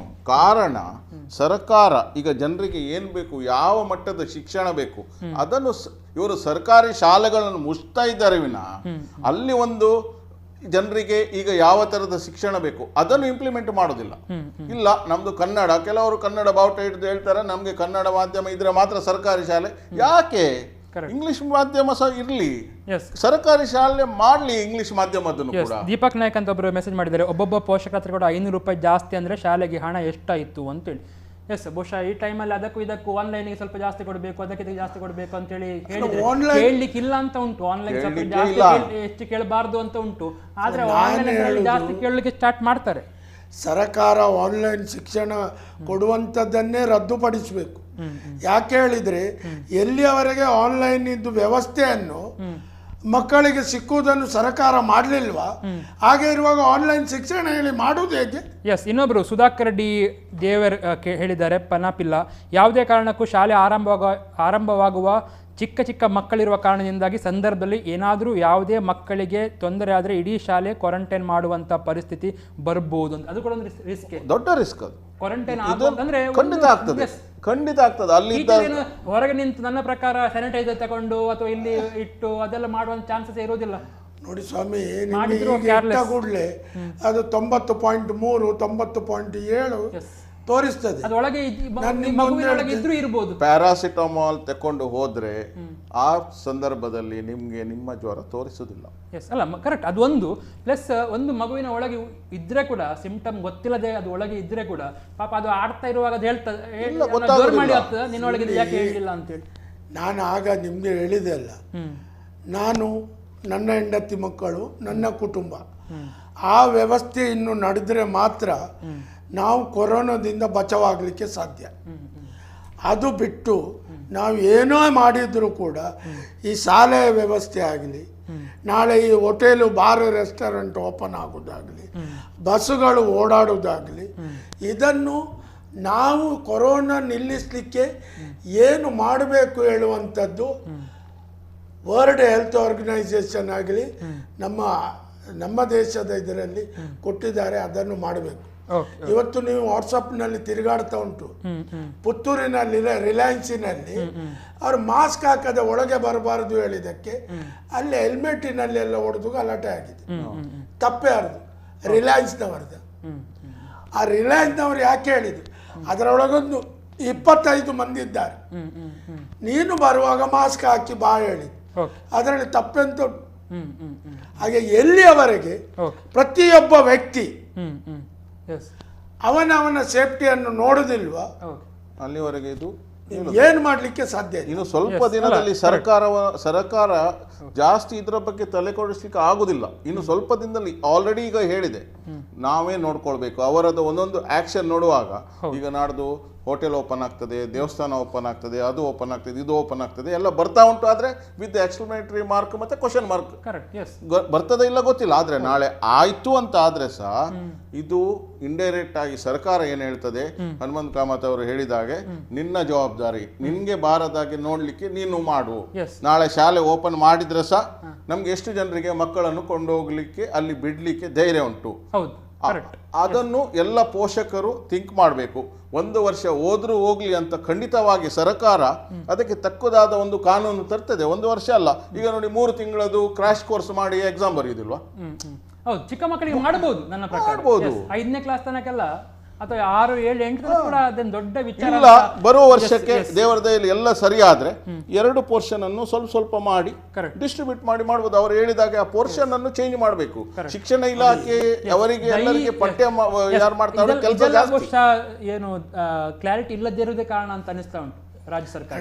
ಇಲ್ಲಿ ಎಂತ ಹೇಳಿದ್ರೆ, ಫಸ್ಟ್ ನೀವು ಟೋಟಲಿ ಒಂದು ಕೊರೋನಾ ಮಹಾಮಾರಿ ಪೀಡೆ ಪ್ರಾರಂಭ ಆಗುವಾಗ ಈ ನಮ್ಮ ಕೇಂದ್ರ ಸರ್ಕಾರ ನರೇಂದ್ರ ಮೋದಿಯವರು ಏನು ಸ್ಟೆಪ್ಸ್ಗಳನ್ನು ತಗೊಂಡಿದ್ದಾರೆ ನೋಡಿ, ಅದರಿಂದಾಗಿ ಇವತ್ತು ನಮ್ಮ ದೇಶದಲ್ಲಿ ಇಷ್ಟು ಕಂಟ್ರೋಲ್ ಆಗಿದೆ. ಈಗ ನೀವು ಹೇಳ್ಬೋದು ಲಾಸ್ಟ್ 10 ದಿವಸದಲ್ಲಿ ಜಾಸ್ತಿ ಆಗಿದೆ. ಅದಕ್ಕೆ ಕೇಂದ್ರ ಸರ್ಕಾರ ಮಾಡಿರುವಂಥ ಗೈಡ್ ಲೈನ್ಗಳನ್ನು ನಾವು ಉಲ್ಲಂಘನೆ ಮಾಡಿರುವುದರಿಂದ ನೋಡಿ, ಉಡುಪಿಯಲ್ಲಿ ಏನಿರಲಿಲ್ಲ, ಇವತ್ತು ಉಡುಪಿ ನಮಗಿಂತ ಜಾಸ್ತಿ ಹೋಗ್ತದೆ. ಬಟ್ ಅಲ್ಲಿಯ DC ತುಂಬಾ ಒಂದು ಕಟ್ಟುನಿಟ್ಟು ಮಾಡಿದ್ದಾರೆ. ಅಲ್ಲಿ ಬಂದದ್ದೆಲ್ಲವೇ ಎಲ್ಲಿದ್ದು? ಬಾಂಬೆ ಕಲ್ಪಿನಿಂದ. ನಮ್ಗೆ ಈಗ ಎಲ್ಲಿದ್ದು? ಹಾಗೆ ಇರುವಾಗ ನಾವು ಜಾಗ್ರತೆ ಮಾಡಬೇಕು. ಅದು ಜನರಲ್ ಅಲ್ಲಿ ಕರೆಕ್ಟ್ ಅನ್ಕೊಂತ. ಆದ್ರೆ ಮಗುವಿಗೆ ಗೊತ್ತಿರುವುದಿಲ್ಲ ಅಲ್ಲ, ಮಗುವಿನ ಒಳಗೆ ಒಂದು ಈಗ ಶಾಲಾ ಬಸ್ ಇರುತ್ತೆ, ಶಾಲಾ ಬಸ್ ಕೂತ್ಕೊಂಡು ಕಳಿಸಿರ್ತಾರೆ. ಅಲ್ಲಿದ್ದು ವಾಚ್ಮ್ಯಾನ್ ಇದೆಯಾ ಇಲ್ವಾ ಅಂತ ಒಂದು ಡೈಲಿ ನೋಡ್ಲಿಕ್ಕೆ ಆಗತ್ತಾ? ಅಥವಾ ಅಲ್ಲಿ ಕಂಪೌಂಡರ್ ಪಿಯೋನ್ಗಳಿಗೆ ಉಂಟಾ ನೋಡಿ. ನಾನೊಂದು ವಾಟ್ಸಪ್ಪಿನಲ್ಲಿ ಚೈನಾದಲ್ಲಿ ಈಗಾಗಲೇ ಶಾಲೆಗಳು ಪ್ರಾರಂಭ ಆಗಿದೆ. ಅಲ್ಲಿ ಒಂದು 3ನೇ ಕ್ಲಾಸಿನ ಮಗುವನ್ನು ತಾಯಿ ತಂದು ಬಿಡ್ತಾರೆ. ಅವು ಫಸ್ಟ್ ಹೋಗುದು, ಸ್ಯಾನಿಟೈಸ್ ಮಾಡುದು, ಅವನ ಹುಡುಗನನ್ನು ಎಲ್ಲ ಬಂದೆ ನಮ್ಮ PPE ಹಾಕಿದಾಗ ಅಲ್ಲಿ ಒಳಗೆ ಹೋಗುವಾಗ ಆ ನಂತರ ಸ್ಯಾನಿಟೈಸ್ ಮಾಡಿ ಕ್ಲಾಸ್ ರೂಮಿಗೆ ಹೋಗಿ ಅಲ್ಲಿ ವ್ಯವಸ್ಥೆ. ಒಂದು ಕರೆ ಸ್ವೀಕರಿಸಿ ಆ ಬಗ್ಗೆ ಬರ್ತೇನೆ. ನಮಸ್ಕಾರ. ಹಲೋ. ಅಲ್ಲ ಸರ್, ನಮಸ್ತೆ, ಹೇಳಿ. ಅಲ್ಲ ಸರ್, ನಾನು ದೇರ್ಲಕಟ್ಟೆಯಿಂದ ಅಬೂಬಕರ್ ಅಂತ ಮಾತಾಡುದು ಸರ್. ಹೇಳಿ ಅಬೂಬಕರ್ ಅವರು, ನಿಮ್ಮ ಅಭಿಪ್ರಾಯ. ನಮ್ದು ಈಗ ಫೀಸ್ ಕಟ್ಟುವ ಬಗ್ಗೆ ಈಗ ಮಾತಾಡ್ತಾ ಇದ್ರು. ನಮ್ಮ ವಿದ್ಯಾರತ್ನ ಸ್ಕೂಲ್ ಅಂತ ಉಂಟು ದೇರ್ಲಕಟ್ಟೆಯಲ್ಲಿ. ಅಲ್ಲಿ ನಾನು ಫೋನ್ ಮಾಡಿ ಕೇಳಿದ್ದೆ ಅವ್ರ ಹತ್ರ ಫೀಸ್ ಕಟ್ಟುವ ಬಗ್ಗೆ ಮತ್ತೆ ಸಾಲ. ಅವ್ರು ಹೇಳಿದ್ರು ಸರ್ಕಾರದ ಆದೇಶ ಬರದು ಯಾವುದೇ ನಾವು ಕ್ರಮ ಕೈಗೊಳ್ಳೋದಿಲ್ಲ ಅಂತ ಅವ್ರು ಹೇಳಿದ್ದಾರೆ. ಹಾಗೆ ನಮಗೆ ಇಲ್ಲಿ ಯಾವ ಪ್ರಾಬ್ಲಮ್ ಇಲ್ಲ. ನಮ್ಮ ಇಲ್ಲಿ ವಿದ್ಯಾರತ್ನ ಸ್ಕೂಲ್ ನಲ್ಲಿ ಯಾವ ಪ್ರಾಬ್ಲಮ್. ದೇರ್ಲಕಟ್ಟೆ ವಿದ್ಯಾರತ್ನ ಸ್ಕೂಲ್ ಅಂತ ಉಂಟು ಸರ್. ನಮ್ಮ ಮಕ್ಕಳು ಕಲಿತಾ ಇದ್ದಾರೆ. ಇಲ್ಲಿ ನಮಗೆ ಫೀಸ್ ಕಟ್ಟುದ ಮತ್ತೆ ಯಾವುದಿಲ್ಲ. ಅವರು ಸರ್ಕಾರದ ಆದೇಶ ಬರದು ಏನು ನಾವು ಕ್ರಮ ಕೈಗೊಳ್ಳೋದಿಲ್ಲ ಅಂತ ಅವ್ರು ಹೇಳಿದ್ದಾರೆ. ಅಂತ ಒಳ್ಳೆಯ ಮನಸ್ಸು ಎಲ್ಲ ಶಾಲೆಗಳಿಗೆ ಬರಬೇಕು ಅಂತ ಹೇಳುದು ನಾವು. ನಮ್ಮ ಇಲ್ಲಿ ಆ ತರ ಪ್ರಾಬ್ಲಮ್ ಇಲ್ಲ ಸರ್. ನಮ್ಮ ಮಕ್ಕಳೆಲ್ಲ ಒಳ್ಳೆ ರೀತಿಯಲ್ಲಿ ಕಲಿತಾ ಇದ್ದಾರೆ. ಇಲ್ಲಿ ವಿದ್ಯಾರ್ಥಿ ಸ್ಕೂಲ್ ಅಲ್ಲಿ ಒಳ್ಳೆ ಇದು ಮಾಡ್ತಾ ಇದ್ದಾರೆ. ಗೊತ್ತಾಯ್ತು. ರವೀಂದ್ರ ಶೆಟ್ಟರ ಶಾಲೆ ಅಂತ. ಆದರೆ ಪ್ರಶ್ನೆ ಇರೋದು ಅದು ಮಾತ್ರ ಅಲ್ಲ. ನಾನು ಹೇಳೋದು ಜನರಲ್ ಆಗಿ ಕೆಲವರು ಮೆಸೇಜ್ ಮಾಡ್ತಾರೆ. ಶಾಲೆಗಳ ಹೆಸರು ಕೂಡ ನಮ್ಮ ಟಿವಿಯ ಫೇಸ್ಬುಕ್ ಪೇಜ್ನಲ್ಲಿ ನಮ್ಮ ವೀಕ್ಷಕರು ಹೋದರೆ ಅಲ್ಲಿ ಕೆಲವು ಶಾಲೆಗಳ ಹೆಸರನ್ನು ಹಾಕಿ ನಮ್ಮ ವೀಕ್ಷಕರು ಕಮೆಂಟ್ ಮಾಡ್ತಾ ಇದ್ದಾರೆ. ಈ ಶಾಲೆ ನಮ್ಮಿಂದ ಹಣ ಕೇಳ್ತಾ ಉಂಟು, ಜೂನ್ ಒಳಗೆ 15 ಕಟ್ಟಬೇಕು ಅಂತ ಹೇಳ್ತಾ ಇದ್ದಾರೆ ಕೆಲವು ಪೋಷಕರು. ಪಾಪ ಫೋನ್ ಮಾಡ್ಲಿಕ್ಕೆ ಆಗುದಿಲ್ಲ ಅಥವಾ ಓಪನ್ ಆಗಿ ಹೇಳಲಿಕ್ಕೆ. ಅದಕ್ಕೆ ಒಂದು ನಾನು ಹೇಳುದು, ಈಗ ಏನು ನಮ್ಮ ಟಿವಿ ಫೇಸ್ಬುಕ್ಕಿಗೆ ನೀವು ಬರ್ದಾಕ್ತೀರಾ, ನೀವು ಅಷ್ಟನ್ನೇ ನೀವು ಸರ್ಕಾರಕ್ಕೆ ಶಿಕ್ಷಣ ಇಲಾಖೆ ನಿಮ್ಮ ಮೇಲೆ ಯಾವ ಶಾಲೆ ಅಥವಾ ಕಾಲೇಜು ಫೀಸ್ ಕಟ್ಟಬೇಕು ಹೇಳಿ ಒತ್ತಡ ಹಾಕ್ತಾರ, ದಯವಿಟ್ಟು ನೀವು ಶಿಕ್ಷಣ ಇಲಾಖೆಗೆ ದೂರು ಕೊಡಿ. ದೂರು ಕೊಟ್ರೆ ಏನಾಗುತ್ತೆ ಅಂತ ಪ್ರಶ್ನೆ ಹನುಮಂತ್ ಕಾಮತ್. ನೋಡಿ ನಾನೊಂದು ಹೇಳುದು, ದೂರು ಕೊಟ್ರೆ ಏನಾಗುದಿಲ್ಲ ಅಂತ ಅವ್ರಿಗೆ ಗೊತ್ತಿದೆ ಪಾಪ. ಅಲ್ಲ ನೋಡಿ, ಒಂದು ನಾನು ಹೇಳುದು, ಅಂಥವರು ದೂರು ಕೊಡಿ. ನಿಮ್ಮ ಫೇಸ್ಬುಕ್ ಪೇಜಿಗೆ ಅವರು ದೂರು ಕೊಟ್ಟದನ್ನು ಅಪ್ಲೋಡ್ ಮಾಡಲಿ, ನಾವು ಅದನ್ನು ಫಾಲೋ ಅಪ್ ಮಾಡುವ. ಮತ್ತೆ ಅಲ್ಲಿ ಫೇಸ್ಬುಕ್ ಅಲ್ಲಿ ಈಗ ಇದರಲ್ಲಿ ಹೇಗೆ ಹಾಕಿದ್ರ ಸುರೇಶ್ ಕುಮಾರ್ ಅವ್ರದ್ದು ಫೇಸ್ಬುಕ್ ಉಂಟು. ನಾನು ಬರುವ ಮುಂಚೆ ಅಲ್ಲಿ ಏನೆಲ್ಲ ಹೊಸತ್ತು ಏನಾದ್ರು ಬಂದಿದೆಯಾ ನೋಡುವ ನನ್ನಷ್ಟಕ್ಕೆ ಅಪ್ಡೇಟ್ ಮಾಡ್ತಾ ಇದ್ದೆ. ಅವರ ಫೇಸ್ಬುಕ್ ಅಲ್ಲಿ ಉಂಟು. ಅವರು ಅದರಲ್ಲಿ ಒಂದು ಪ್ರಶ್ನೆ ಕೇಳಿದ್ದಾರೆ, ನಿಮ್ಮ ಸಲಹೆ ತಿಳಿಸಿ ಶಾಲಾ ಆರಂಭಕ್ಕೆ ಅಂತ ಹೇಳಿ. ಸುರೇಶ್ ಕುಮಾರ್ ಅವರು ನಮ್ಮ ಶಿಕ್ಷಣ ಮಂತ್ರಿಯವರ ಫೇಸ್ಬುಕ್ ಪೇಜ್ ಅಲ್ಲಿ ಕ್ವಶನ್ ಕೇಳಿದ್ದಾರೆ. ಸೊ ಅಲ್ಲಿ ಬರೀರಿ. ನಮ್ಗೆ ಈಗ ಮಕ್ಕಳನ್ನು ಕಳಿಸೋ ಧೈರ್ಯ ಇಲ್ಲ, ಆದ್ರೂ ಸಹ ನಮ್ಮ ಶಾಲೆಯವರು ಹೀಗೆ ಫೀಸ್ ಕಟ್ಟಲಿಕ್ಕೆ ಹೇಳ್ತಾ ಇದ್ದಾರೆ. ಹೆಚ್ಚೆಚ್ಚು ಮಕ್ಕಳು ಹೆಚ್ಚೆಚ್ಚು ಪೋಷಕರು ಬರೆದ್ರೆ ಬಹುಶಃ ಏನಾದ್ರು ನಿರ್ಧಾರಕ್ಕೆ ಸರ್ಕಾರ ಬರ್ಲಿಕ್ಕೆ. ನಾನು ಹೇಳುದು ಹೇಗೆ ಹೇಳಿದ್ರೆ, ನಾವು ಶಿಕ್ಷಣ ಇಲಾಖೆಗೆ ರೈಟಿಂಗ್ ನಲ್ಲಿ ಕಂಪ್ಲೇಂಟ್ ಕೊಡಬೇಕು. ಎಲ್ಲಿಯವರೆಗೆ ನಾವು ಕಂಪ್ಲೇಂಟ್ ಕೊಡುವುದಿಲ್ಲ, ಇವರು ನಮ್ಮ ಮೇಲೆ ಸವಾರಿ ಮಾಡ್ತಾರೆ. ಯಾರು ಶಿಕ್ಷಣ ಶಾಲಾ ಕಾಲೇಜಿನವರು. ಅದಕ್ಕೆ ನಾನು ಹೇಳುದು, ನಾವು ಇವರದ್ದು ರೈಟಿಂಗ್ನಲ್ಲಿ ದೂರು ಕೊಟ್ಟರೆ ಅದನ್ನು ನಿಮಗೆ ಇದು ಮಾಡಲಿ, ಅಪ್ಲೋಡ್ ಮಾಡಲಿ. ನಾವು ಅದನ್ನು ಇಟ್ಟುಕೊಂಡು 1 ವಾರದ ನಂತರ ನೋಡಿ ಇಂಥವ್ರು ದೂರು ಕೊಟ್ಟಿದ್ದಾರೆ, ನೀವೇನು ಆಕ್ಷನ್ ತಗೊಂಡಿದ್ದೀರಿ, ನೀವು ಆ ಕಾಲೇಜಿಗೆ ನೋಟಿಸ್ ಕೊಟ್ಟಿದ್ದೀರಾ, ನಾವು ಫಾಲೋಅಪ್ ಮಾಡುವ. ಶೆಣೈ ಅವರು ಒಬ್ರು ಶಾಲಾ ಇದಕ್ಕೆ ಬರೆದಿದ್ದಾರೆ, ನಾನು ಅದು ತಗೊಂಡಿದ್ದೇನೆ, ತುಂಬಾ ಸುಂದರವಾಗಿ ಬರೆದಿದ್ದಾರೆ ಅವರು. ಅದಕ್ಕೆ ಯಾರು ಸಹ ಅಲ್ಲಿಂದ ರೆಸ್ಪಾನ್ಸ್ ಮಾಡಲಿಲ್ಲ. ಅಂತರ ಪಾಲಿಸಿಕೊಂಡು 2 ಪಾಳಿಯಲ್ಲಿ ಶಾಲೆ ಆರಂಭಿಸಲು ಶಿಕ್ಷಣ ಇಲಾಖೆ ತಯಾರಿ. ಮನ್ವಂತರ ಸ್ಥಿತ್ಯಂತರ. ಒಮ್ಮೆ ಮಳೆಗಾಲ ಶುರುವಾದ ಮೇಲೆ ಶಾಲಾ ಮಕ್ಕಳು ಕೆಮ್ಮು ಶೀತ ಅಂತ ಶಾಲೆಗೆ ಹೋದರೂ ಕೆಮ್ಮುತ್ತಾರೆ, ಜ್ವರ ಬರುತ್ತದೆ, ನೆಗಡಿ ಇರ್ತದೆ. ಈ ಸಂದರ್ಭದಲ್ಲಿ ಫೀವರ್ ಕ್ಲಿನಿಕ್ ಇರುವ ಏಕೈಕ ವೆನ್ಲಾಕ್ ಆಸ್ಪತ್ರೆಗೆ ನೀವು ಸೇರಲು ತಯಾರಿರುತ್ತೀರಾ? ಎರಡನೇದಾಗಿ, ನಾರ್ಮಲ್ ಫೀವರ್ ಬಂದರೆ ಓಕೆ, ಮಕ್ಕಳಿಗೆ ಕೊರೋನಾ ಬಂದರೆ ನಿಮ್ಮ ಮನೆಯ ಪರಿಸ್ಥಿತಿ ಹೇಗೆ ಇರಬಹುದು? ಇಂಥ ಪರಿಸ್ಥಿತಿಯಲ್ಲಿ 1 ವರ್ಷ ವ್ಯರ್ಥವಾದರೆ ಒಳ್ಳೆಯದೇ ಅಥವಾ ಮಕ್ಕಳ ಜೀವ ವ್ಯರ್ಥವಾದರೆ ಒಳ್ಳೆಯದೇ? ಇದನ್ನು ತುಂಬಾ ಜನ ಪೋಷಕರು ಅನ್ಕೊಂಡಿದ್ದಾರೆ ಅಂತ ಅನಿಸ್ತಾ ಉಂಟು. ಚಿಕ್ಕ ಮಕ್ಕಳಿರುವಂತಹ ಪೋಷಕರು ಈ 1 ವರ್ಷ ಹೋದ್ರೂ ಪರವಾಗಿಲ್ಲ, ಏನು ಕಳ್ಕೊಳ್ಳುವಂತದ್ದಿಲ್ಲ. ಒಂದ್ ವೇಳೆ ಮಗುವಿನ ಪ್ರಾಣಕ್ಕೆ ಹೆಚ್ಚು ಕಮ್ಮಿ ಆದ್ರೆ ಗವರ್ಮೆಂಟ್ ಏನಾದ್ರು ರಿಟರ್ನ್ ಕೊಡ, ಪ್ರಾಣಕ್ಕೆ ಹೆಚ್ಚು ಕಡಿಮೆ ಆದ್ರೆ ತಂದೆ ತಾಯಿಗೆ ಮಗು ಹೋಯ್ತು, ಅವ್ರಿಗೇನಿಲ್ಲ. ಹೌದು, ನಮ್ಗೆ ಗೊತ್ತಿಲ್ಲ. ಇಲ್ಲಿ ಇನ್ನೊಂದು ದೊಡ್ಡ ಸಮಸ್ಯೆ ಅಂತ ಹೇಳಿದ್ರೆ, ನೀವು ಯಾವುದೇ ಡಾಕ್ಟರ್ ಹತ್ರ ಹೋಗಿ ಮದ್ದು ಕೊಡ್ತಾರ? ಇಲ್ಲ, ಕೊಡುದಿಲ್ಲ. ಅದನ್ನ ಈಗ ಹೋಗ್ಬೇಕು, ವೆನ್ಲಾಕಿಗೆ ಹೋಗಿ, ವೆನ್ಲಾಕಿನಲ್ಲಿ ಈ ಕೊರೋನಾ ಬಿಟ್ಟರೆ ಬೇರೆ ಏನಾದರೂ ಉಂಟಾ ನೋಡಿ. ಕೊರೋನಾವನ್ನು ನೀವು ಹೊಸ ಆಸ್ಪತ್ರೆಯಲ್ಲಿ ಮಾಡಿರುವಂಥದ್ದು. ಈಗ 2 ತಿಂಗಳಲ್ಲಿ ಕ್ವಾರಂಟೈನ್ ಹೇಳಿ ಎಲ್ಲೆಲ್ಲಿಯೋ ನೀವು ಮಾಡ್ತಾ ಇರೋದು. ಹಾಗೆ ಇರುವಾಗ ಅಟ್ಲೀಸ್ಟ್ ವೆನ್ಲಾಕಿನಲ್ಲಿ ನೀವು OPD ಓಪನ್ ಮಾಡ್ಬೋದಲ್ಲ. ಇಲ್ಲಿ ಜ್ವರ ಬಂದ ಕೂಡಲೇ ಅವರು ನೀವು ಸೀದಾ ಹೋಗಿ ಆ ಕೊರೋನಾ ಹಾಸ್ಪಿಟ್ಲಿಗೆ ಕಳಿಸಿದ್ರೆ ಜನರ ಗತಿ ಏನು? ಫಸ್ಟಿಗೆ ಅವರಿಗೆ ಹೆದರಿಕೆ ಆಗ್ತದೆ, ಅಯ್ಯೋ ಕೊರೋನಾ ಹಾಸ್ಪಿಟ್ಲಿಗೆ ಹೋಗ್ಬೇಕಂತ ಯಾರು ಹೇಳಬೇಕು? ಈಗ ನಾನು ಹೇಳುದು ಮುಂಜಾಗ್ರತಾ ಕ್ರಮದಾಗಿ ಹೇಳಿದ್ರೆ, ಸ್ಟಾರ್ಟಿಂಗ್ನಲ್ಲಿ ಕೊರೋನಾ ಮಹಾಮಾರಿ ಒಂದು ವ್ಯಾಪಕವಾಗಿ ಹಬ್ಬಲಿಕ್ಕೆ ಸಾಧ್ಯ ಇದೆ. ಆವಾಗ ಬೇಕು ಒಂದು ಮುಂಜಾಗ್ರತೆಗಾಗಿ ಇಡೀ ವೆನ್ಲಾಕಿನಲ್ಲಿ ಡಿಸ್ಚಾರ್ಜ್ ಮಾಡಿ ಸೀರಿಯಸ್ ಇದ್ದವರನ್ನು KMCಗೆ ಹಾಕಿ ಇದನ್ನು ಒಂದು ಸ್ಟ್ಯಾಂಡ್ ಬೈ ಇಟ್ಟದ್ದು. ಈ ಕೊರೋನಾಕ್ಕೆ ಹೊಸ ಹಾಸ್ಪಿಟಲ್ನಲ್ಲಿ ಇರುವುದು, 2 ಹೊಸತ್ತು ಹಾಸ್ಪಿಟಲ್ ಇದೆ. ನೀವು ಹಳದ್ರಲ್ಲಿ ಅಟ್ಲೀಸ್ಟ್ ಅಂಥ ಎಮರ್ಜೆನ್ಸಿ ಅವರನ್ನು ಇನ್ಪೇಷಂಟ್ ಆಗಿ ತಗೊಳ್ಳಿ. ಇದನ್ನು ಮೊದಲಿನಾಗೆ OPD ಮಾಡಬಹುದಲ್ಲ?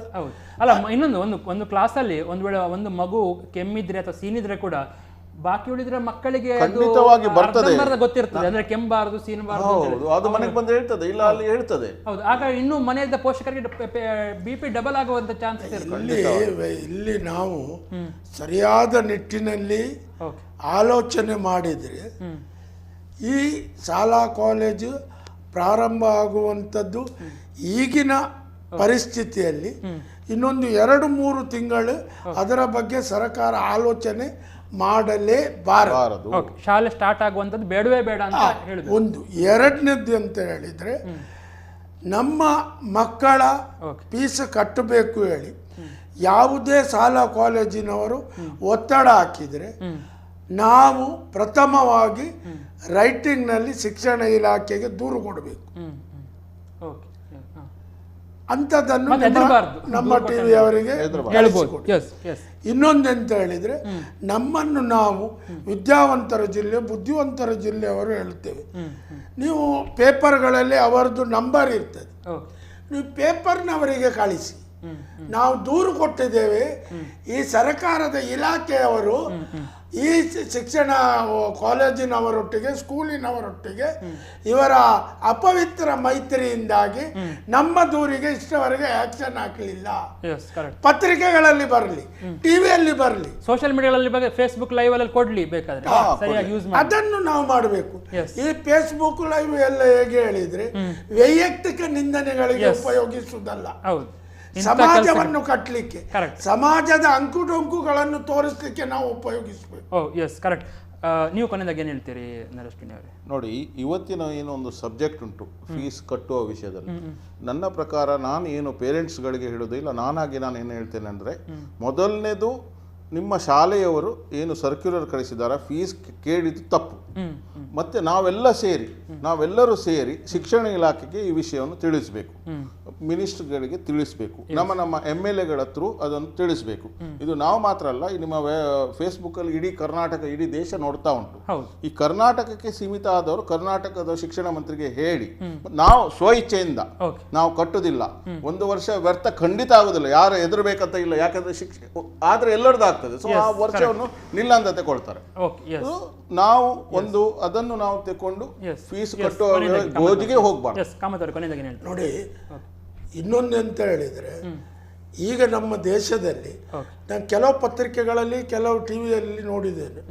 ಹೇಗೆ ಹೇಳಿದರೆ, ನರೇಂದ್ರ ಮೋದಿ ಅವರಿಗೆ ಡೈರೆಕ್ಟಾಗಿ ನಾವು ಟ್ವಿಟರ್ನಲ್ಲಿ ಅವ್ರ ಪೇಜಿನಲ್ಲಿ ಹಾಕಿದರೆ ಮಂಗಳೂರು ಮಹಾನಗರ ಪಾಲಿಕೆಗೆ DC ಕಚೇರಿಗೆ ಅಲ್ಲಿಂದ ರಿಪ್ಲೈ ಬಂದದ್ದಿದೆ, ಹನುಮಂತ ಕಾಮತ್ರವರು ಇಂಥದಕ್ಕೆ ನೀವು ಆ್ಯಕ್ಷನ್ ತಗೊಳ್ಳಿ ಹೇಳಿ.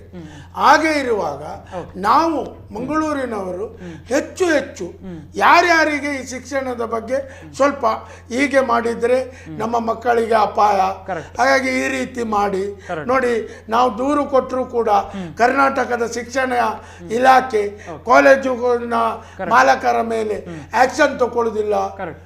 ಆದ್ರಿಂದ ಒಂದು ಕ್ರಾಂತಿ ಉಂಟಾಗಲಿಕ್ಕೆ ಸಾಧ್ಯ ಇದೆ, ಬದಲಾವಣೆಗಳಾಗಲಿಕ್ಕೆ ಸಾಧ್ಯ ಇದೆ.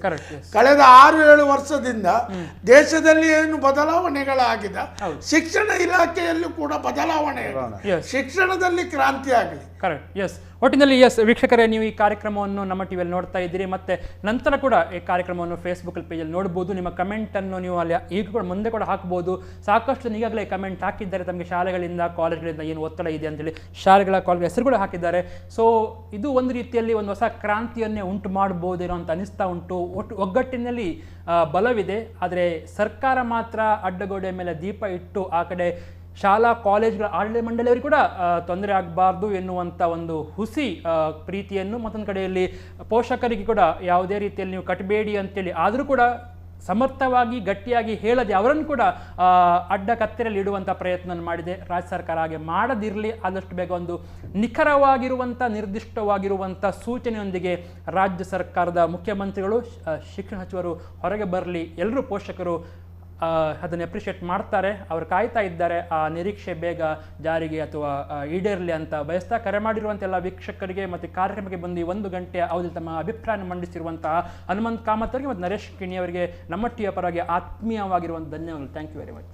ಅದೇ ರೀತಿ ನಮ್ಮ ಟಿವಿಯ ಫೇಸ್ಬುಕ್ ಪೇಜ್ನಲ್ಲಿ ಕಮೆಂಟ್ ಮಾಡುತ್ತಿರುವಂಥ, ಲೈಕ್, ಸಬ್ಸ್ಕ್ರೈಬ್ ಮತ್ತು ಶೇರ್ ಮಾಡುತ್ತಿರುವಂಥ ಎಲ್ಲ ವೀಕ್ಷಕರಿಗೂ ನಾವು ಧನ್ಯವಾದ ಅರ್ಪಿಸ್ತಾ, ಇದು ಇವತ್ತಿನ ಜನಧ್ವನಿ. ನಾಳೆ ರಾತ್ರಿ 8 ಗಂಟೆ ಜನಧ್ವನಿ ನೇರ ಪ್ರಸಾರದಲ್ಲಿ ಮತ್ತೆ ಭೇಟಿಯಾಗೋಣ. ನಮಸ್ಕಾರ, ಶುಭರಾತ್ರಿ.